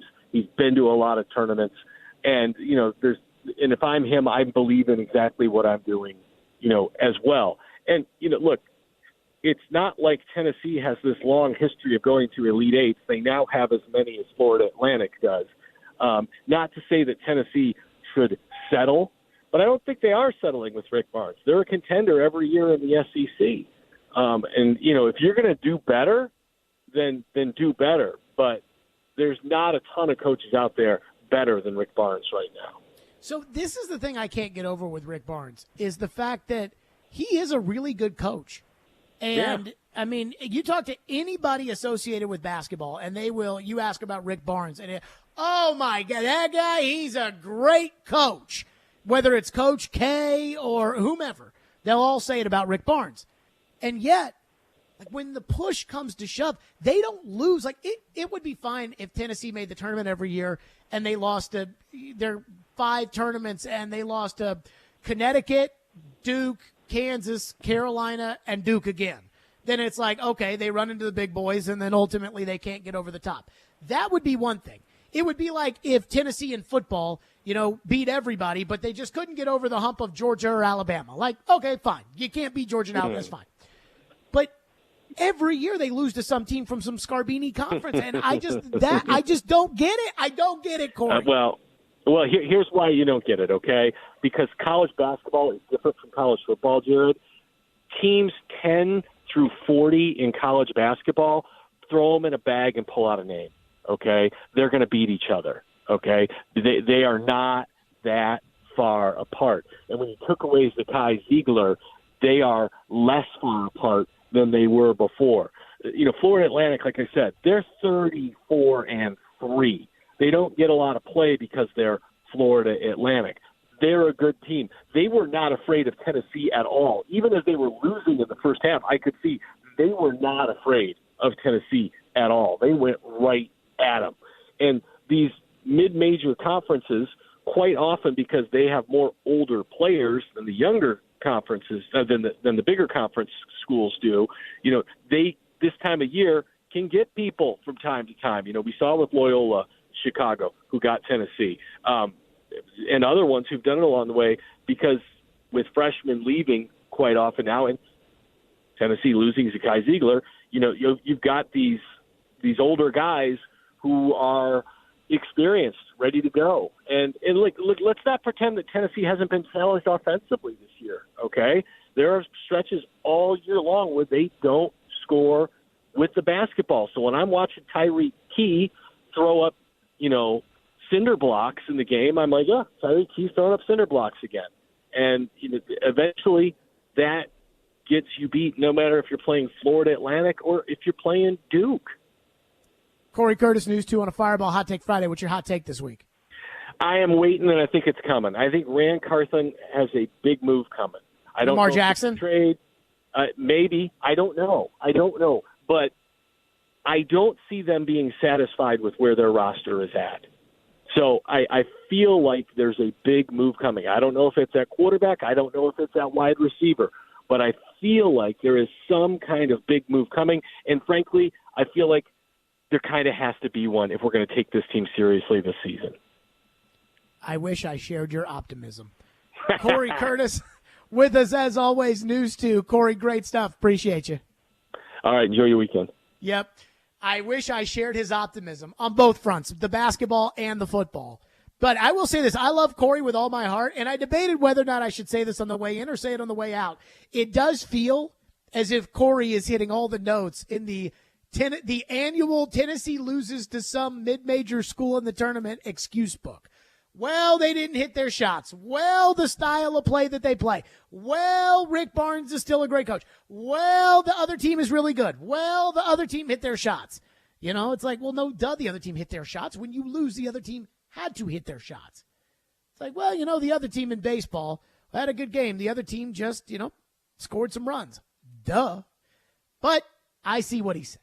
615-737-1025. I mean, I'm not a Tennessee fan.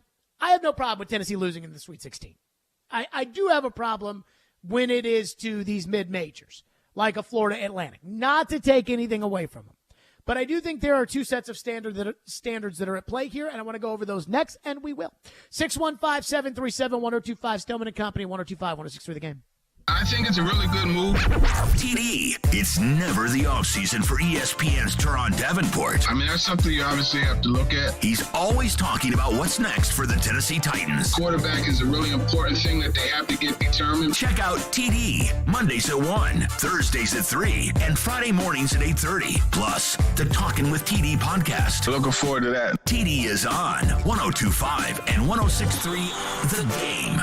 Imagine yourself in a new Toyota, like the adventurous new RAV4. The best-selling SUV in America is the right-sized vehicle for you. Now through April 4th, you can get low 3.99 APR financing on a new 23 RAV4. With approved credit through TFS, excludes hybrids, and every new Toyota comes with 2 years no-cost maintenance included. Get complete details at buyatoyota.com. Ready, set, go get your Toyota today. Toyota, let's go places.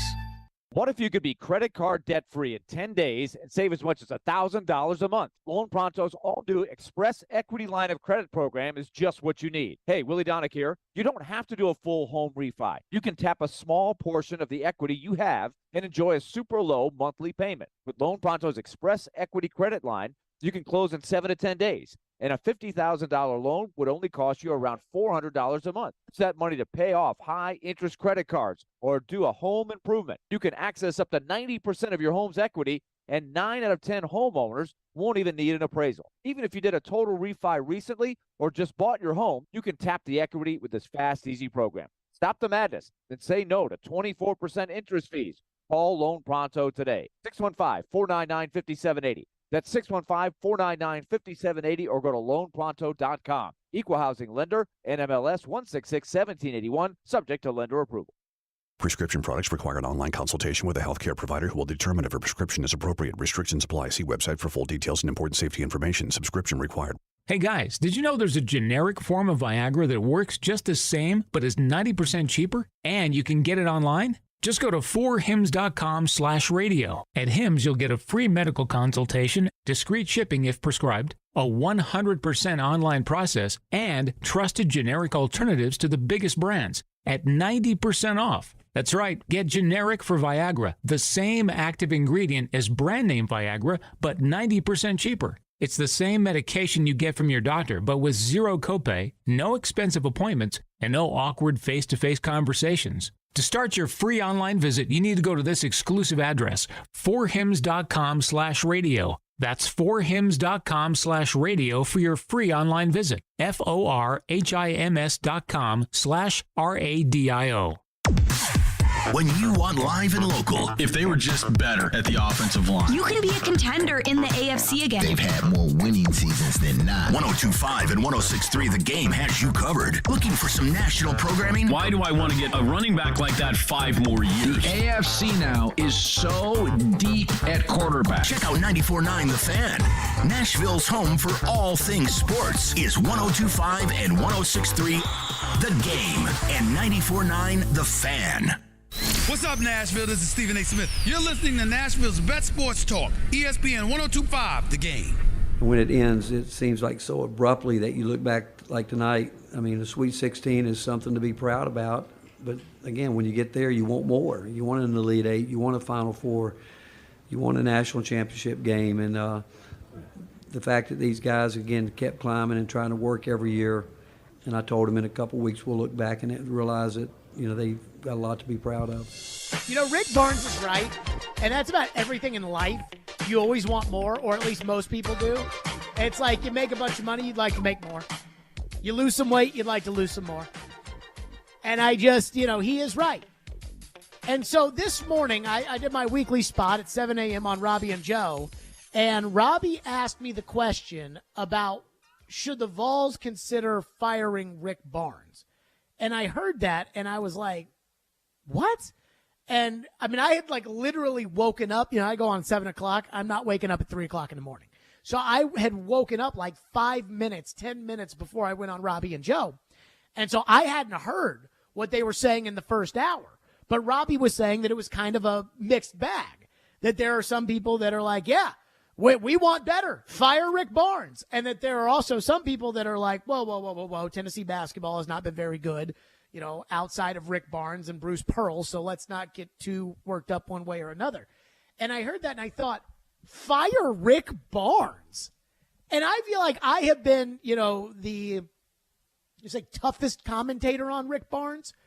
But every year in January and February, when all the basketball bennies talk about how great Tennessee is, I'm always like, let's see it in March. Let's see it in March. Let's see it in March. And finally, I think this was a big bone of contention with Joe and I until last year's loss to Michigan. But it was always this thing that Rick Barnes ran into bad luck in the tournament.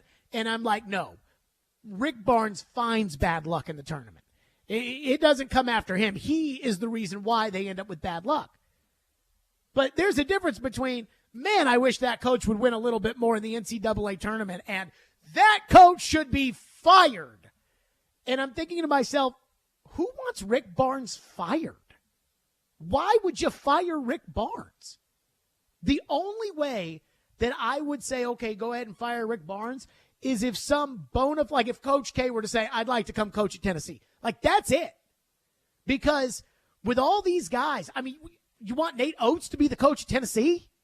First of all, Tennessee's not a good enough job to be able to get somebody to leave to come to Tennessee without that person using Tennessee as leverage to get a better contract where they already are. There are some guys that you could offer them $100 billion to stay at Illinois, and at the end of the day, they're still going to go to North Carolina. And that's probably most jobs in the country. Duke, Carolina, Kansas. And at the end of the day, it's I want to coach at Carolina, so I'll do whatever it takes to coach there. Tennessee is not one of those places. Tennessee is not somebody's dream job. It's not a bad job, but it's not a dream job. And Rick Barnes has done a good job at Tennessee. They've made 2 Sweet 16s. Could they do better? Absolutely. Should they do better? Probably. But, I think for what the expectations are for Tennessee basketball and what Rick Barnes provides, I actually think it's a really good match. And I've never advocated for the firing of Rick Barnes. I've just advocated that we not pretend like he's some super coach when at the end of the day they get into these big tournaments and he doesn't seem to win. And now I think everybody kind of knows what Rick Barnes is. And I thought that after they lost to Michigan last year, everybody kind of knew what Rick Barnes was and that everybody was okay with it and we were all on the same page. And we just knew, hey, Rick Barnes is a good coach. Tennessee will have a good team. Tennessee will win some fun games throughout the course of the year. Really disappointing Tennessee didn't beat Kentucky this year. Because then you would have said, okay, they beat Alabama, they beat Texas, they beat Kentucky, but they didn't beat Kentucky this year. But then they're going to get to the tournament and they're going to lose to FAU. And we just kind of know that's what it is. Firing Rick Barnes would be like saying that the results that Rick Barnes has given Tennessee basketball over the last 6 years are not acceptable. And that's not fair. Because I think the results for UT basketball and the standard of UT basketball, I think they've been met. So as long as we just acknowledge what Rick Barnes is and treat it as such, I'm fine with it. When you start acting like he's more than what he is, that's when I get offended. And, this era of college basketball is wrapping up. There's always going to be some crossover of eras, but this era, like my era of college basketball, like Lou Carnesecca and Raleigh Massimino and Dean Smith, that was before me. Now, I remember Dean Smith a little bit when I started watching college ball, but not a lot. Now, that was before me. My era of college basketball, Roy Williams, retired. Mike Krzyzewski, retired. Jim Boeheim, retired. Rick Pitino, not retired, but he's 70. John Calipari, he's kind of towards the way out. Jay Wright, retired. That's my era of college basketball. And all the guys I just mentioned, Tom Izzo, we know Tom Izzo doesn't have 20 more of these left in him. And for that era of basketball, most of those guys are in the Hall of Fame.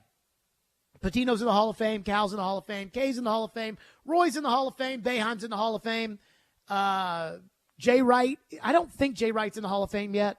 He should be in the Hall of Fame. And I forget the last coach I mentioned, but he is definitely in the Hall of Fame. And Rick Barnes is not in the Hall of Fame. And it might have been the UT Texas game this year that Dickie V was calling.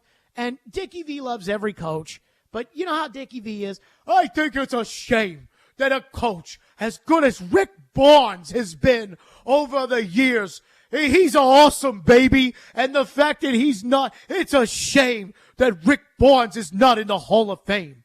And I'm like, no, that's the difference. That's the difference between Rick Barnes and those other guys is Final Fours and championships. Jay Wright goes to the Final Four. Jay Wright won 2 titles. Rick Pitino and John Calipari have been in the Final Four with 3 different schools. Boeheim won 1. Kay won them. Roy won them. Bill Self won them. Tom Izzo's won them. Barnes is a step below. Now, he gets paid like those guys got paid, but that's fine. That's because Tennessee didn't want him to take the UCLA job. Fine. That's whatever. But firing him? Like, that's a whole different element here. Talking about firing him. Well, what are your expectations? You think UT should be in the Final Four? UT's never been to the Final Four. And the truth is, I just don't feel like there's an appetite for Tennessee to hold their basketball coach to the same standard that they would hold their football coach to. Because I just don't think there's the same passion for basketball. I think it's more so like they love Tennessee football, like through and through. They like Tennessee basketball. It's like Tennessee football is their child. Tennessee basketball is their nephew.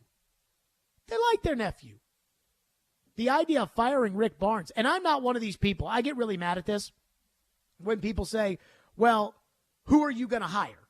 If you fire that coach, who are you going to hire? And everybody does that all the time, as if we're supposed to know who the top up-and-coming coaches around the country are. That, oh, yeah, this offensive coordinator, I have no idea if Shane Steichen was the mastermind behind Philadelphia's success offensively or not. We'll find out in Indianapolis. But there's always somebody to hire. Now, Rodney Terry might end up taking Texas to the Final Four, and if so, they're probably going to have to give him the job, and he was horrible at UTEP and Fresno State. So there's really no way to know, like, oh, who's better or who would do a better job at that spot or whatever. There's really no way to know. But I ask you, if you were to fire Rick Barnes, what would your standard for the next guy be? Would your standard for the next guy be, hey, you got to start getting us to the Final Four? Because that's a really tall task. And Bruce Pearl, who is probably the most popular Tennessee coach of my lifetime outside of Fulmer in his heyday, Bruce Pearl didn't get Tennessee to the Final Four. So, I mean, I think there's a big difference between, should you be mad about losing to Loyola Chicago and be mad about losing to, the 12th seed Oregon State in the first round of the tournament? And should you be mad about the fact that you've had these good teams and you've only got 2 Sweet 16s to show for it? Sure. But firing him?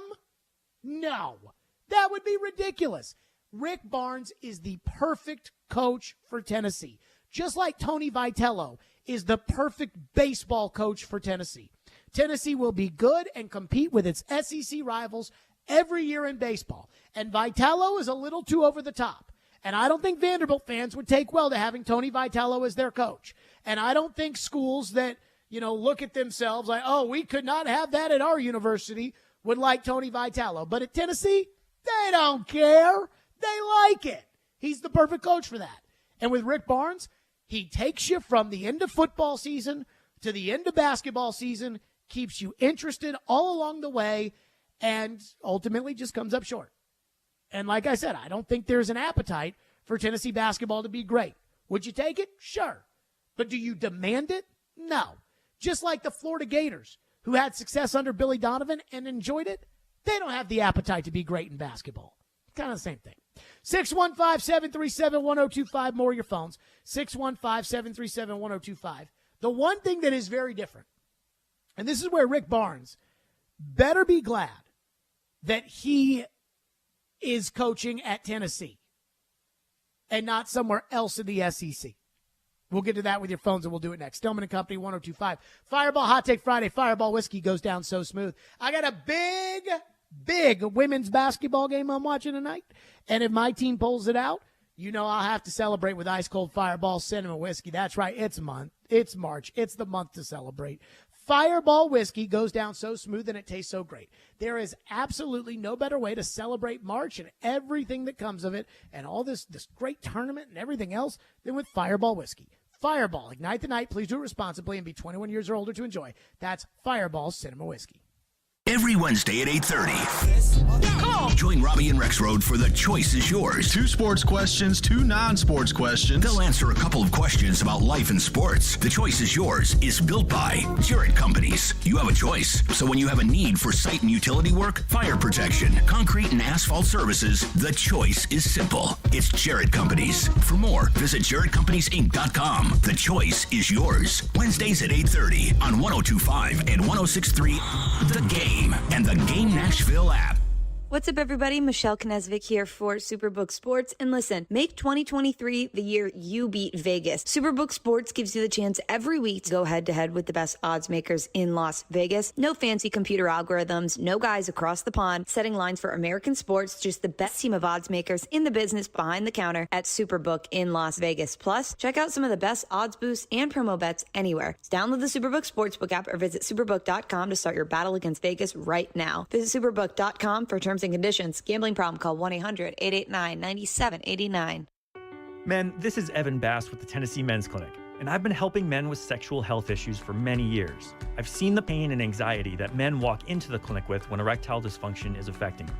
And I also know the heartache and difficulty it can bring to their partner. At the Tennessee Men's Clinic, we've been successfully treating men for ED for many years now. We've seen the amazing impacts that those treatments have on a man's confidence and positivity. And we've seen the wonderful things those treatments also do for a man's relationship. That's why I'm pleased to announce that we are now offering the same great services we offer at our Nashville clinic at our new location in Franklin, which will make it much more convenient for those men living south of Nashville to get treated. So call us today and book your appointment at our Midtown location or at our new clinic in Cool Springs. Your first visit is only $99 and includes blood work and a medical consult. Call 615-208-9090. That's 615-208-9090 or go to TennesseeMen'sClinic.com. Visit our website to learn more, including side effects, treatments, extra results vary. This week's Nashville's best deal is Eastside Bowl in Madison, a vintage bowling alley, music venue, diner, lounge, and arcade designed by locals for locals. And March 28th, don't miss the Battle of Nashville, Nashville's best Rage Against the Machine tribute band. Right now, you can get 2 hours of bowling plus shoe rentals for up to 6 people for just $45. That's 2 hours of bowling plus shoes for up to 6 people, just $45. Go to thegamenashville.com/deals to get yours now. The sports talk doesn't end on Friday. Join Michelle Knezvik and Junie Riddle for Michelle and Junie. As long as he wants to coach there, he will be able to coach there. I think that really did save the hope of this team. Michelle and Junie, presented by Superbook Sports, every Saturday morning at 9 on 102.5 and 106.3 The Game and the Game Nashville app. Strong opinions and a strong personality on your drive home. This is Stillman and Company, presented by TriStar Moving on 102.5 and 106.3 The Game and the Game Nashville app. Vescovi trying to get loose. Martin is with him step for step. Nashek, here's Vescovi now in the corner. Contested 3 is short. Man, give Elijah Martin a lot of credit. He's running the break now. Weatherspoon with a shot fake. Martin, three-pointer. Down! Rick Barnes needs a timeout. They are jumping at Madison Square Garden. Florida Atlantic by 7 on a 15-2 run. Just from your vantage point, what went wrong in that 18-2 run in the second half? Well, I thought in the first half, they had some shots that we were lucky we dodged that, but when they started scoring, our offense wasn't very good, and we gave up too many drives, and then along with that, offensive rebounds where we let them get downhill. There you go. That was probably the icing on the cake last night for Rick Barnes in Tennessee. Now, I've defended Rick Barnes, and I've said that Rick Barnes shouldn't be fired, and I believe that.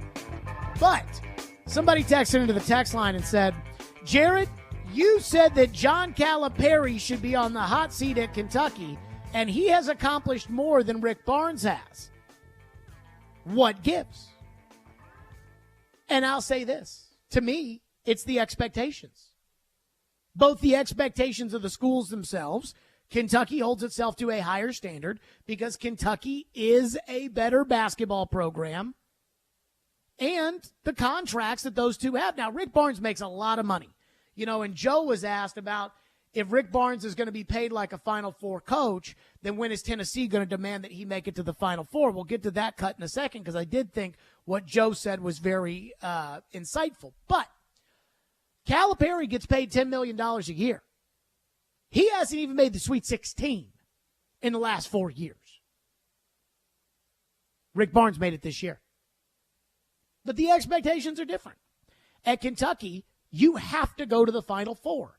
At Kentucky, you need to win the title. An Elite Eight is not good enough at Kentucky. I mean, you look at Tubby Smith's resume. Tubby Smith won a lot of games at Kentucky.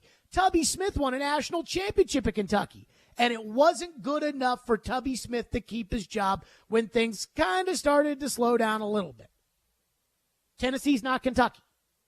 And not only that, Rick Barnes doesn't put himself out there like, I'm the end-all, be-all of basketball. I am going to lead you to the promised land. Everybody here, bow down to your knees and pray to me. And it does kind of feel like Calipari does that. It does feel like Calipari kind of brings on the, hey, I'm the man. This is my program. I invented the one and done. I bring the championships. I'm responsible for John Wall. I'm responsible for Anthony Davis. When we lose, blame me. I have rebounded Kentucky basketball to the top. And that arrogance, now that Kentucky basketball is not at the top anymore, I think rubs people the wrong way. Whereas Rick Barnes never has that. All Rick Barnes ever does is just focus on the next game and thank the administration and thank the fans and be excited for this next opponent and credit them when they win and credit the players when they win themselves. It's just different. It's different. And I just think that the standards are different, and they should be. The pay's different. The expectations are different. The fan support is different. The coverage is different. It's all different. You will never see Rick Barnes. Now, Calipari was quoted over the summer, and it kind of started this nuclear war between him and Mark Stoops and the athletic director. But, Calipari was quoted over the summer as saying, hey, we're a basketball school. Alabama and Georgia wouldn't have a hard time getting their practice facilities built for football, and we're a basketball school. And I get why Mark Stoops was upset about that. Mark Stoops should have been upset about that. You will never see Rick Barnes sit there and say, well, in the 6 years I've been here, football has a collective record of 52-48, and they have no SEC championships. And since I've been here, we're 137-42, and we won the SEC championship. We've been to 2 Sweet 16s, and I think that Tennessee basketball should be treated. You will never see that come out of his mouth. He carries himself differently than Cal, and so the expectations are different. And when the expectations are different, the question for me is always, did you meet them?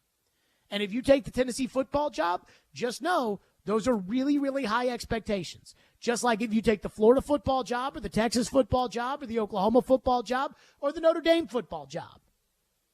Tennessee basketball, make the tournament, give us some enjoyable seasons, beat Alabama when they're good, beat Kentucky. That's all we need.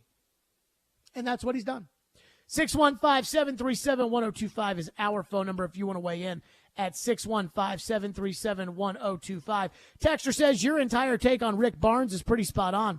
Imagine if you replaced Rick Barnes' name with Ryan Tannehill and how the points are almost the same. I think the biggest difference here, though, is Rick Barnes beats good teams. Like, that's what I don't get about all of this. You go back through Rick Barnes. Now, Tannehill lost one game where they should have won against Cincinnati. But Cincinnati wasn't some Scarbini State, like some of these teams, a Sister Jean in Loyola, Chicago, that Rick Barnes is losing to. I think the bigger difference, and I do think there's probably some similarities to where Tannehill ranks with the quarterbacks as to where Rick Barnes ranks with the coaches, as he's good, but he's not elite or great or Hall of Fame level. But where I think the big difference is, though, is when the Titans lose in the playoffs, it's not necessarily Tannehill's fault, though I wish he would do a little bit more. With Rick Barnes, there's nobody else to blame. Like, that is Rick Barnes' fault. When they lose to Loyola Chicago 5 years ago, and then they turn around and they lose to FAU this year, and the excuses are the same. Well, that team just got hot, and yeah, that team doesn't play in a big conference, but they're a good team, and I know it's the NCAA tournament. Trust me, everybody's good. It's the NCAA tournament.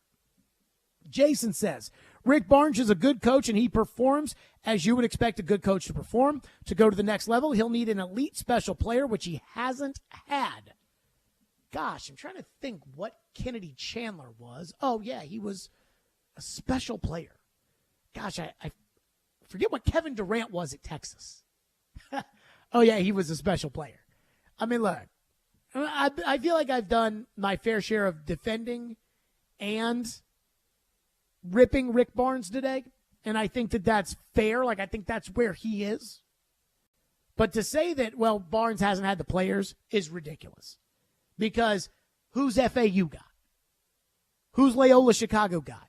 Did anybody from that Loyola Chicago Final Four team, any of them starting in the NBA? Rick Barnes has had Kevin Durant. I remember, sorry, the guy's a big Tennessee fan, big basketball fan. And he would try to tell me, when Rick Barnes gets his players in here, when he gets the big recruits in, you watch what's going to happen with Tennessee basketball. And I said, you mean the big recruits like Kevin Durant? Well, that was different. Like, you mean like when he was at Texas and he had P.J. Tucker and LaMarcus Aldridge and Daniel Gibson, and they lost to Glenn Big Baby Davis and LSU, and they didn't make it to the Final Four? Well, that was different. I mean, Barnes has done it each and every way. Barnes has had Durant, he hasn't won. Barnes has had DJ Augustine, he hasn't won. Barnes has had a team that nobody picked to be any good that had a great regular season in Tennessee in 2018, and he didn't win. Barnes had Grant Williams and Admiral Schofield and Jordan Bone, and he didn't win.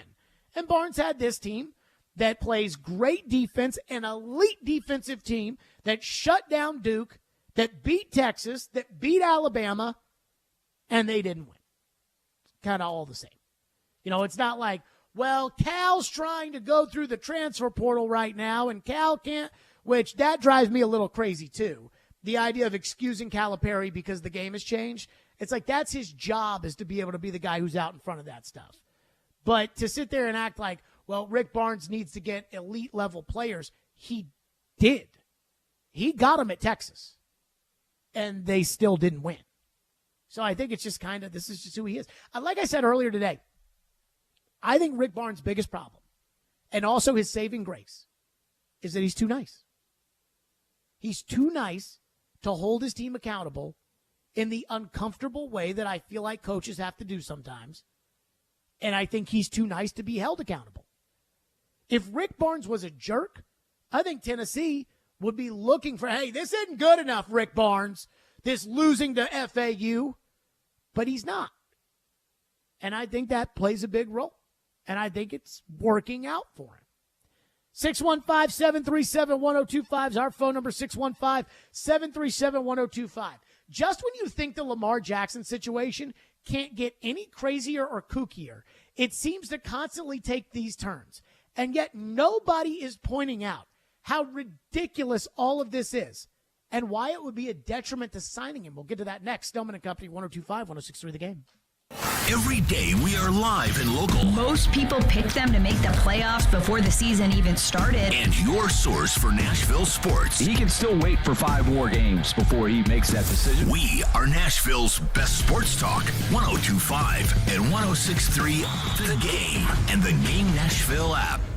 ElectronicExpress.com. We make it happen. Willie Donick here for Pella Windows and Doors of Nashville. The official 2022 stats are in, and the Pella brand is rated #1 by Nashville homeowners for windows and doors. One reason, Nashville homeowners selected Pella Windows #1 for the highest quality craftsmanship. Another key stat, Pella Windows and Doors of Nashville is also rated #1 for the brand that stands behind their product. If you need new doors or windows, the choice is clear. Choose the experts at Pella Windows and Doors of Nashville. Go to PellaofNashville.com. Cards issued by Celtic Bank, member FDIC.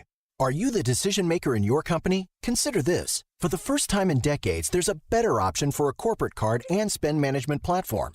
Meet Ramp, the only corporate card and spend management system designed to help you spend less money so you can make more. Most corporate credit cards offer points as incentives, but those points amount to less than their worth in real cash value. Ramp's business cards offer you cash back, real money in your pocket. Plus, you control who spends what with each vendor. And Ramp's software collects and verifies receipts automatically, which means you'll stop wasteful spending and close your books in hours instead of days. Businesses that use Ramp add up to 3.5% to their bottom line the first year. If you're a decision maker, adding Ramp could be one of the best decisions you've ever made. And now get $250 when you join Ramp for free. Just go to ramp.com/sports. Ramp.com/sports. RAMP.com/sports. Your Game Center update. The Tennessee Vols basketball season came to an end in the Sweet 16 last night with a 62-55 loss to FAU. The Vols were looking to make the Elite Eight for only the second time in school history. Head coach Rick Barnes after the game. Certainly proud of the effort that these guys have given us all year through tough times, at times with injuries, but and when it ends like this, it's always disappointing because we won it all and came up short, but proud of our team too for being in this position with a chance to move on. The Nashville Predators got the 2-1 shootout win last night over Seattle. The Preds are 5 points back of Winnipeg and 6 points back of Seattle for the final wildcard spots. Nashville will host Seattle once again on Saturday and then host Toronto on Sunday. Hear all the action right here on the Preds Radio Network. And a couple of free agent wide receivers are off the market. DJ Chark signed with the Carolina Panthers, and Nelson Aguilar is signing with the Ravens. I'm Ian Safar for 102.5 and 106.3 The Game. For more, follow us on Twitter at 1025 The Game or visit thegamenashville.com. Live from the Hiller Plumbing, Heating, Cooling, and Electrical Studios. WPRT-FM Pegram, WPUC HD2 Laverne. Nashville's exclusive home for the Nashville Predators. 102.5 and 106.3. A gutty performance. Do your job. And the Tigers regain the lead. The Game. A Cromwell Media Station. Where you have a voice. He had a competent coaching staff. You just play terrible and you keep playing. And we have strong opinions. What a whiny freaking crybaby response. This is Stillman and Company with Jared Stillman. Presented by TriStar Moving on Nashville's best sports talk, 102.5 and 106.3 The Game and the Game Nashville app. Stillman and Company is delivered by TriStar Moving, 102.5, 106.3 The Game, streaming live on Twitter, Twitch, YouTube, and Facebook Live, thanks to Superbook Sports, live from the Hiller Plumbing, Heating, Cooling, and Electrical Studios. And the NFL story that seems to never end. Lamar Jackson and the Ravens and his contract, and I think he's past Aaron Rodgers for the most narcissistic, ridiculous player in the league. That may be a stretch. Yeah, Aaron, it's more of a Lifetime Achievement Award. But I think as far as the MNP, most narcissistic player, Lamar Jackson is getting up there.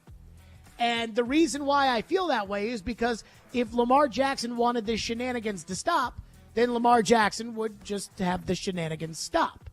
Instead, it's turned into this weird, cryptic war of social media posts and reporters saying things and Lamar getting mad at the reporters for reporting what they're reporting and the Ravens putting the ball in Lamar's court and no other team in the league being interested in Lamar. And it just keeps twisting and turning. It's like a soap opera at this point. And so Lamar Jackson has now gone where no man has gone before, which is every single day that Lamar Jackson waits to sign a reasonable contract with the Baltimore Ravens, Lamar Jackson costs himself money. And so now the Ravens have slapped the non-exclusive franchise tag on Lamar, which, as we all know, means that other teams can negotiate with Lamar. But because the sense that I think has come out from the Ravens-Lamar negotiations, which is that Lamar is being unreasonable, teams are not interested in negotiating with Lamar because they feel like if they were to sign him to a contract, then the Ravens would ultimately match the contract, and that would be that. So now enters a man named Ken Francis. I had never even heard of Ken Francis before. Neither had anybody else. But apparently Ken Francis is representing Lamar Jackson. He is calling teams saying, hey, I am representing Lamar Jackson, and we'd like to do a deal with you. He might have called the Titans. I don't know. And so the NFL made a big deal out of this. They did the same thing with a guy by the name of St. Omni last year, who ended up being the one to tell Ian Rappaport about the Laramie Tunsil deal. But they are non-PA certified advisors. You can't do a contract with that. You have to have an NFL PA certified agent in order to negotiate on your behalf. And so it comes out that this Ken Francis is negotiating on behalf of Lamar. The league sends out a memo, and they say you can't do that. Lamar comes out and says, stop lying. None of that is true. This is all bull crap. And yet, I don't think the league would send out a memo if it wasn't at least kind of true. So it probably is true, which means that we probably should take everything that Lamar has said throughout this entire process with a huge grain of salt. And that's what takes me to the beginning of this. And that is Lamar's lack of complete understanding of how the process works. And really, the fact that he has embraced being wrong adds to part of the reason why I wouldn't be interested in Lamar. It feels like it's just one ridiculous story after another. When Lamar Jackson won league MVP his second year in the NFL, and he got the Ravens into the playoffs his third year in the NFL, he could have cashed in. That's how the system works. That's how the collective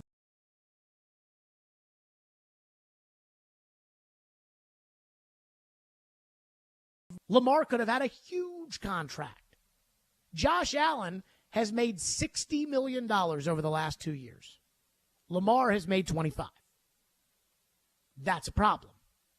If Lamar were to sit out this year to show the Ravens, he would make $0, while Josh Allen over those 3 years would have $97 million. So the only person Lamar's hurting is himself. And all Lamar wants to do, because at this point, it feels like it's become so personal that all Lamar wants to do is feel like he's won. He keeps hurting himself. Well, do you want that guy to be your quarterback? I mean, I would love a guy to be my quarterback who wins regular season games. But if I'm going to pay all the money that Lamar Jackson wants, well, he better not just win regular season games. He better win postseason games.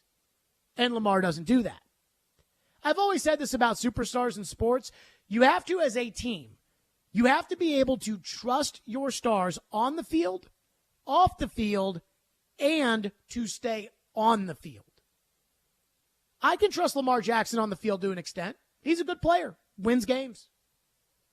I can trust Lamar Jackson off the field to an extent. No criminal record, no Deshaun Watson issues, nothing out of the ordinary. Doesn't seem like he's a bad teammate. But can I trust him to stay on the field because he can't stay healthy? He's played 12 games each of the last 2 seasons. If I'm giving you $250 million, you better play 17 games. Find a way. But now, all of this extra gobbledygook and this constant back and forth about Lamar wants a guaranteed contract. But then Lamar told Stephen A. Smith that he didn't want a guaranteed contract.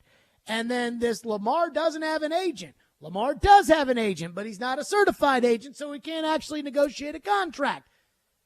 Do you want that guy to be the leader of your organization? Some people will say, well, Deshaun Watson had 24 sexual assault claims, and he's the leader of an organization.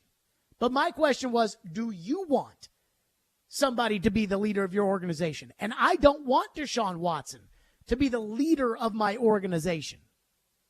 It seems like this contract thing is so above Lamar Jackson's head. And I've always said this, Lamar's a football player. I'm a radio host. And I know how NFL contracts work, I would never try to negotiate one because I've never done it, because I've never been through the process of seeing how it's done, because I've never worked with people who do that. I worked with somebody who did do it, but I wasn't working with him when he was doing it. So I have no basis to know how to negotiate NFL contracts. Neither does he. But he and his mom think they have the answer to everything. And I talked to somebody yesterday at Louisville, and I said, what do you make of all this crazy Lamar Jackson stuff? And they said, I knew his mom was going to do this to him. I was told his mom was going to ruin his career. That's what I was told yesterday by somebody at Louisville. And they like Lamar at Louisville. They think he's a great kid. But I was told that influence, it's like, I knew this was going to happen. And that is what's happening. I mean, this whole, we don't need an agent because it's going to cost us 1%, 2%, 3%. That has already cost Lamar Jackson over the last 2 years $40 million. You don't get that money back. Well, if you're not smart enough to realize how this process works, are you smart enough to be the leader of my team? And I think that's what this boils down to, is Lamar doesn't really understand how this process of negotiating and how this process of, getting a new contract in the NFL, I don't think he understands how it works. He sees Deshaun Watson got that contract. He thinks he's better than Deshaun Watson. He wants the Ravens to respect him, so he'll make the Ravens respect him. But there's only one way to do it. He's going to have to play on the franchise tag this year and play on the franchise tag next year, and then he'll become a free agent. But by that point, Lamar Jackson will have probably cost himself in the neighborhood of $80 million. So did you really show them? And when you sign that contract, when you sign the deal with the Ravens or whatever market value deal it is, when you sign that deal, you're going to be guaranteed about $200 million one way or another. You don't get that money back. He is 26 years old. Lamar Jackson should be making $47 million minimum this season. Instead, he'll make $32.5. That's bad business. And if he can't figure this out, I don't want him to be my quarterback. So I really don't think Lamar's that good anyways. I think he's good. I don't think he's that good. I don't think he's Burrow. I don't think he's Allen. I don't think he's Mahomes. I don't think he's Rodgers. I don't even think he's Herbert. I don't think he's that good. I think he's good. But I can't deal with, hey, I'm going to have to guarantee you all this money. I can't trust that you can stay healthy. I can't trust that you can not let your personal agenda get in the way of my team, because this has been a huge distraction to the Ravens, and it is slowing down the Ravens offseason.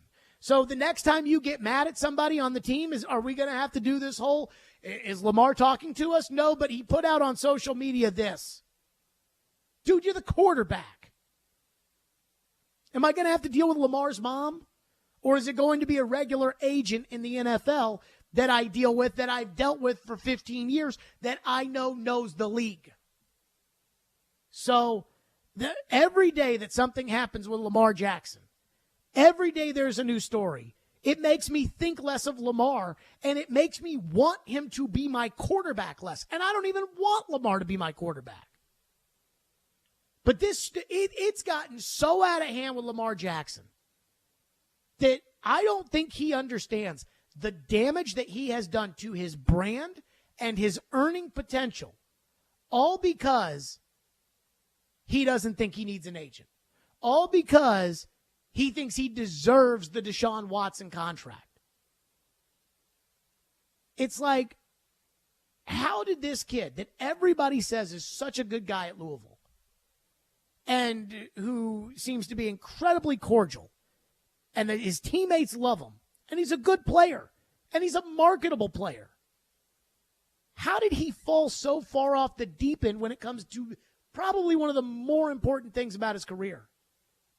And it's not that the falling off the deep end has hurt me, but it's hurt him. And I just can't trust that. 615-737-1025. And, who the hell is this Ken Francis, by the way? Apparently they're business partners. And he's actually a real person. I was disappointed to hear that. I was hoping it was going to be like a fake guy. But who discovered that this Ken Francis was real? I mean, I know he put out there that they're launching some line of home gyms or whatever. Yeah. Is that like the shake weight? Something yeah, it was like a video of him like pulling Lamar Jackson in the promotional video, like lugging this home gym onto the field and him doing like these workouts. But I saw Tom Pelissero of NFL Network kind of put that out there. Think that he Ken was Francis real. is real? Yeah. Well, again, this whole thing is so absurd. And I don't even want Lamar Jackson. I know a lot of you do, but, I mean, when you're my quarterback, I got to be able to trust you. Like, I trust Mahomes. I mean, I know Mahomes' brother, it's TikTok and everything, but at least the end it's of the just day, a brother. Right. It's not him. Mahomes, he's not going to say the wrong thing. He's not going to do the wrong thing, and he'll be there on Sunday. Lamar, it's one drama after another. I'm not interested. 615-737-1025 is our phone number, 615-737-1025. And here's the great disservice that I think is being done to Lamar Jackson. And it is who he's listening to. Because I think there's a chance he's listening to who a lot of us are listening to, and that's not who he should be listening to. We'll get to that next. And your phone, Stillman and Company, Fireball Hot Take Friday, 102.5, 106.3 The Game. The crowd is standing on its feet. It's in the hole! It's in the hole! Join 102.5 The Game for the second annual Music City Celebrity Golf Tournament, benefiting Souls for Souls, June 7th at Hermitage Golf Course. Put your team together and come play with athletes, musicians, and other local celebs. See the ball. Support a great cause and have loads of fun. Plus, you'll have the chance to win awesome prizes. Sign up to play, sponsor, or donate at theGameNashville.com/golf. It's the Electronic Express Famous Half Price Fair. This week only, save up to 50% in every department, including all 4K TVs, appliances, laptops and tablets, speakers, and more. You'll not find a lower price anywhere. We guarantee it. The Famous Half Price Fair. It's first come, first served. Sale ends Saturday at 9 p.m. Hurry into any of our convenient locations. Plus, get up to 3 years free financing. The Electronic Express Famous Half Price Fair ends this Saturday at 9 p.m.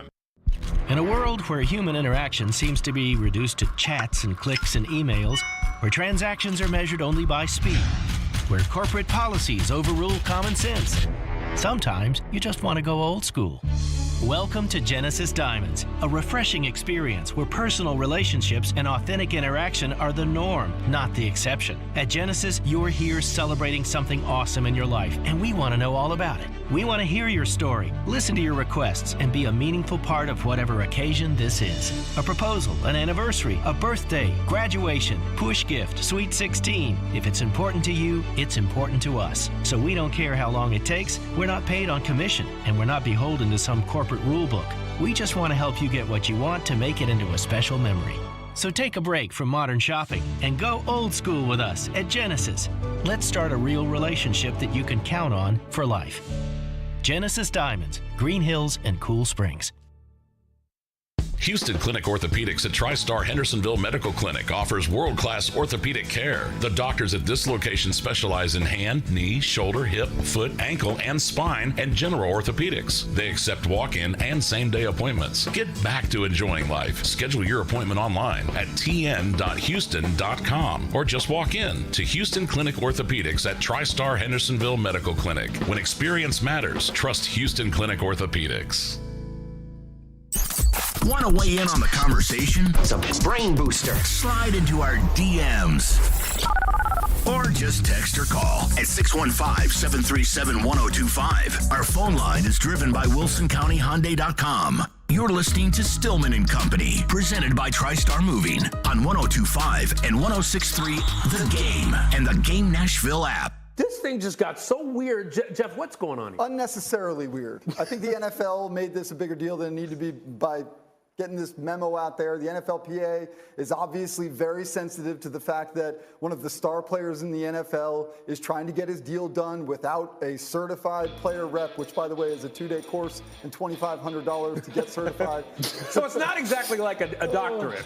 Yeah. So, instead, they want Lamar to hire an agent for 1% to 3%, so basically pay $2.5 million to have someone be able to call a team to say, hey, do you want to talk to Lamar? I guess my point here is that I think we're I think this is all just mess to kind of Yeah. muddy the waters of a situation where, you know what the real thing is here? That no team right now of the 31 is interested in signing Lamar Jackson. They're not interested in giving 2 first-round picks up and giving him that guaranteed money. And they are all certainly within their right to do that. But the idea that this is some bigger issue than it needs to be made into, it's not a big deal. It's absolutely a big deal. That was Jeff Darlington earlier today. The fact that somebody who cannot negotiate an NFL player contract was trying to negotiate an NFL player contract is, in fact, a big deal. Because the NFL wrote in the memo that if you sign Lamar to a deal and you negotiate it with Ken Francis, that the NFL can void the deal. So that does make it a big deal. Now, I think Darlington is right.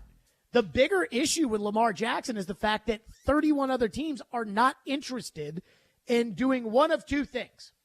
One is guaranteeing Lamar Jackson the Deshaun Watson contract. 31 teams are not interested in it. Carolina's not interested in it. Denver's not interested in it. Cleveland's not interested in it. The Raiders aren't interested in it. The Titans are not interested in it. That, I think, is true. The second thing that I think it means is they're also not interested in negotiating with Lamar Jackson to give him a contract that he can turn around and take to the Ravens, or even if he doesn't want to play for the Ravens anymore, the Ravens can simply match. And now I've wasted my time negotiating a contract with Lamar Jackson, and I'm negotiating with Ken Francis, a guy who doesn't know how the NFL works, and he's going to take that back to the Ravens, and the Ravens are going to match it, and now I have no Lamar Jackson anyways. I'm not doing Eric DeCosta's job for him. I think that's part of the reason why teams around the league aren't interested. And they don't want to deal with the Lamar Jackson circus sideshow. And that's what's going on right now, too. Now, one thing that I hope Lamar Jackson is not listening to is former players, because they put these former players on TV. And these former players get up there and they have all the answers for what Lamar Jackson should do. And every single former player that I've seen on ESPN who has opined on the Lamar Jackson situation never actually understands the collective bargaining agreement, the leverage that the Ravens have, the ability to match a contract that the Ravens have. And I never see any of these guys, and these guys have handled their own deals, I never see them considering the amount of money that Lamar Jackson is leaving on the table. Harry Douglas was on ESPN today, and he said Lamar Jackson should sit and not play on the franchise tag if he doesn't have a new contract. And then Harry followed it up with this. I don't like it because Lamar Jackson is a wonderful human being. He's a wonderful player on the football field. But what we're seeing right now is numerous of outlets trying to, put him in the light to not get the deal that he, number one, earned and he, number two, deserves. And I just don't think it's a good look. But right now, like RG3 said, when you go against the machine, they're going to try to throw everything at you so you don't go against the machine. Here's the thing that really bothers me, right? In the history of the NFL, we had two people who have been a unanimous MVP winner, Tom Brady and Lamar Jackson. Why we on here talking about one of the people that was a unanimous MVP award winner? That's the part that's mind-boggling to me. That's the part that's really bothering me, and it upsets me to my core. Okay, so Harry Douglas is mad because every Lamar story that comes out is a negative story. That's because Lamar does negative things. This idea, Mike Florio wrote a story, something we actually had talked about a couple days before he wrote it. But Josh Allen, same draft class. Allen had a little bit more playoff success at the time, but Lamar had won a league MVP. Allen signed a contract after 2020. Allen makes $43 million a year, and Josh Allen has made, and we did the numbers, something like $67 million over the last 2 years. Lamar's made $24.5. That's bad business. That's not casting Lamar Jackson in a bad light. That's telling it how it is. When Lamar Jackson is going and telling the Ravens that he wants a fully guaranteed contract and he doesn't have the leverage in order to get one, that's not a bad light. That is reporting the situation as it is at this given time. The second thing is this idea that Lamar Jackson has earned that guaranteed contract. Well, he really hasn't. Let me ask Harry Douglas a question. Did you earn a fully guaranteed contract when you were in the NFL? No, you did not. Nobody in the league except for Deshaun Watson and Kirk Cousins have those contracts. Kirk Cousins was never a unanimous MVP. This idea that Lamar Jackson, by winning an MVP 4 years ago, earned a fully guaranteed contract, which almost nobody else has, is ridiculous. If Lamar wants to earn the fully guaranteed contract, then he has to do what Kirk Cousins did, play on 2 tags. And if Lamar signed the franchise tender today at $32.5 million, which is certainly well below his market value, but he said to the Ravens, I'm going to play on this, I'm going to play on the tag next year, and then I'm not coming back. Guess what? The Ravens would trade him. But instead, it's this kind of, ball's in my court, but I'm mad at you. And so these former players get on TV, and they say things like, I don't think it's fair. It's like, this is the NFL. Fair doesn't exist. Leverage exists in the NFL. I don't think it's fair that some guys get to go into free agency because there are other players on their team that get the franchise tag, and then other guys don't get to go into free agency because their team uses the franchise tag on them. But it doesn't matter. Those are the rules. And so all these former players get on TV, and they're like, how dare the Ravens not give Lamar what he's earned? And I'm like, he hasn't earned it. He has not earned the right to be an exclusive, or a non-exclusive, unrestricted free agent. His union negotiated this CBA that allows the Ravens to tag him this year and next year. So he hasn't earned that contract, Harry Douglas is saying. But every time a former player goes on TV, they say it. And so then I think it leads other people to believe it. And they would say, well, Harry Douglas played the game, so he knows more than somebody who didn't. Or Damian Woody and Dan Orlovsky, who shouted down Jeremy Fowler when Fowler was talking about how there may not be a team in this league who gives him a fully guaranteed contract. And they said, oh, the Falcons will. And then the Falcons didn't. Fowler knew the Falcons weren't going to do that. And every other team in the league, these people are saying, well, these owners are colluding because they're not offering Lamar a contract. No, they're not doing the Ravens' job for them. They're not going to negotiate a contract so the Ravens can say, okay, that's a contract we like, match. That's what they're not doing. But these former players get on TV and say stuff like this, and then people believe it. It's just not true. Phone lines are driven by WilsonCountyHyundai.com. Adam in Portland's up next. Thank you for calling on a Fireball Hot Take Friday. What's up, Adam? Hey, you know what it reminds me of, though, man? Honestly, when I hear this, because I wouldn't want Lamar either. I mean, he's okay, but he's not as special as everybody thinks he is now, especially after you see him get hurt. But it reminds me, I was buying a house last year, and you could not find a house, and like you had to be willing to pay for the house without seeing it, waive all contingencies, do that. And the only houses that were staying on like Zillow or on the market were the ones where they were for sale by owner, people that did not want to hire an agent or did not want to hire somebody to sell it for them. So they're overpricing what their house is worth, and they're being just – it feels super shady. That was the only house that you could actually see stay on the market. And that's what it reminds me of with Lamar. Like, dude, you're not an agent. You're not good at this part. There's a reason that, like, everybody in the world's not idiots for hiring agents. They know how to do this stuff. So that's just my thoughts on it, man. I mean, I also love the fact that these former players are up there talking about, like, what Lamar deserves. Thank you for the call. What Lamar deserves and how it shouldn't matter that Lamar doesn't have an agent. And with every single one of these former players, do you have an agent? Oh, yeah, I love my agent. I'll tell you, it's a – and – I think one of the reasons for having an agent is so that, and there's many reasons to have an agent, but I think one of the reasons to have an agent is so you don't take things personally. And it's hard when you sit down with somebody and you say, I think I'm the best in the league. And, the Ravens inside that building are telling their team and their players and Lamar, hey, we can win every game we play. We believe in Lamar. And if Lamar wants to sit down and say, okay, you think you can win every game with me. You think I'm the best. You love me. I know you do. You tell me that. I'd like to be paid like the best. Actually, Lamar, we think you're the 8th best. That doesn't usually sit very well.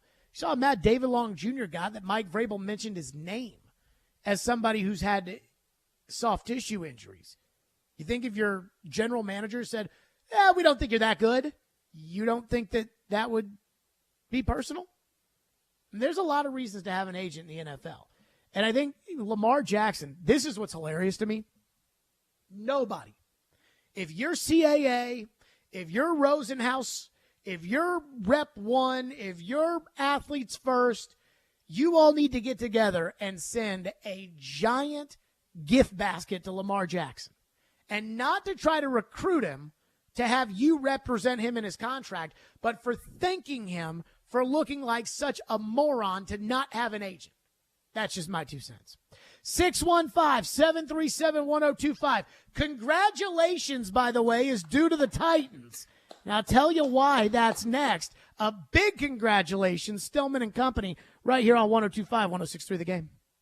Want a chance to win tickets to an upcoming Preds game? Yes. Tune in to Robbie and Rexroad every weekday Preds game day at 8:45 for Preds Pick to Click. Guess a goal scorer and win. I'll take Roman Yossi. Matt Duchesne. Pick to Click is brought to you by TJ Anderson Homes of Benchmark Realty. Visit tjandersonhomes.com to see why they are referred so often. And by Superbook Sports, voted #1 sportsbook in Vegas. Download their app today. Preds Pick to Click. We are 102.5 and 106.3 The Game. It's Quaz with Little Harpeth, and I'm just having one of our Chicken Scratch American Pilsners. It's one refreshing beer and a good example of the German lagers that we craft right here in Nashville. Chicken Scratch is made with locally sourced raw white corn, giving it a subtle cornbready sweetness. And speaking of sweetness, Chicken Scratch's closest associate goes by the name of Deer Crossing Hellas, also a lager with a light, crisp body and golden color, and it won us a gold medal at the Great American Beer Festival. So be on the lookout for our craft lagers. And as always, thank you for supporting our little brewery. The team at Mercedes-Benz of Music City have done it again. Here's Edwin Vickery to explain. 4-time recipient of Best of the Best. Less than 10% of the dealers in the country receive this award. How did you do it? We say culture eats strategy for lunch, because we can strategize all we want, but unless you have the right culture and chemistry in the dealership, it will not work. Live the dream at Mercedes-Benz of Music City, mbofmc.com. Cards issued by Celtic Bank, member FDIC. Are you the decision maker in your company? Consider this. For the first time in decades, there's a better option for a corporate card and spend management platform. Meet Ramp, the only corporate card and spend management system designed to help you spend less money so you can make more. Most corporate credit cards offer points as incentives, but those points amount to less than their worth in real cash value. Ramp's business cards offer you cash back, real money in your pocket. Plus, you control who spends what with each vendor.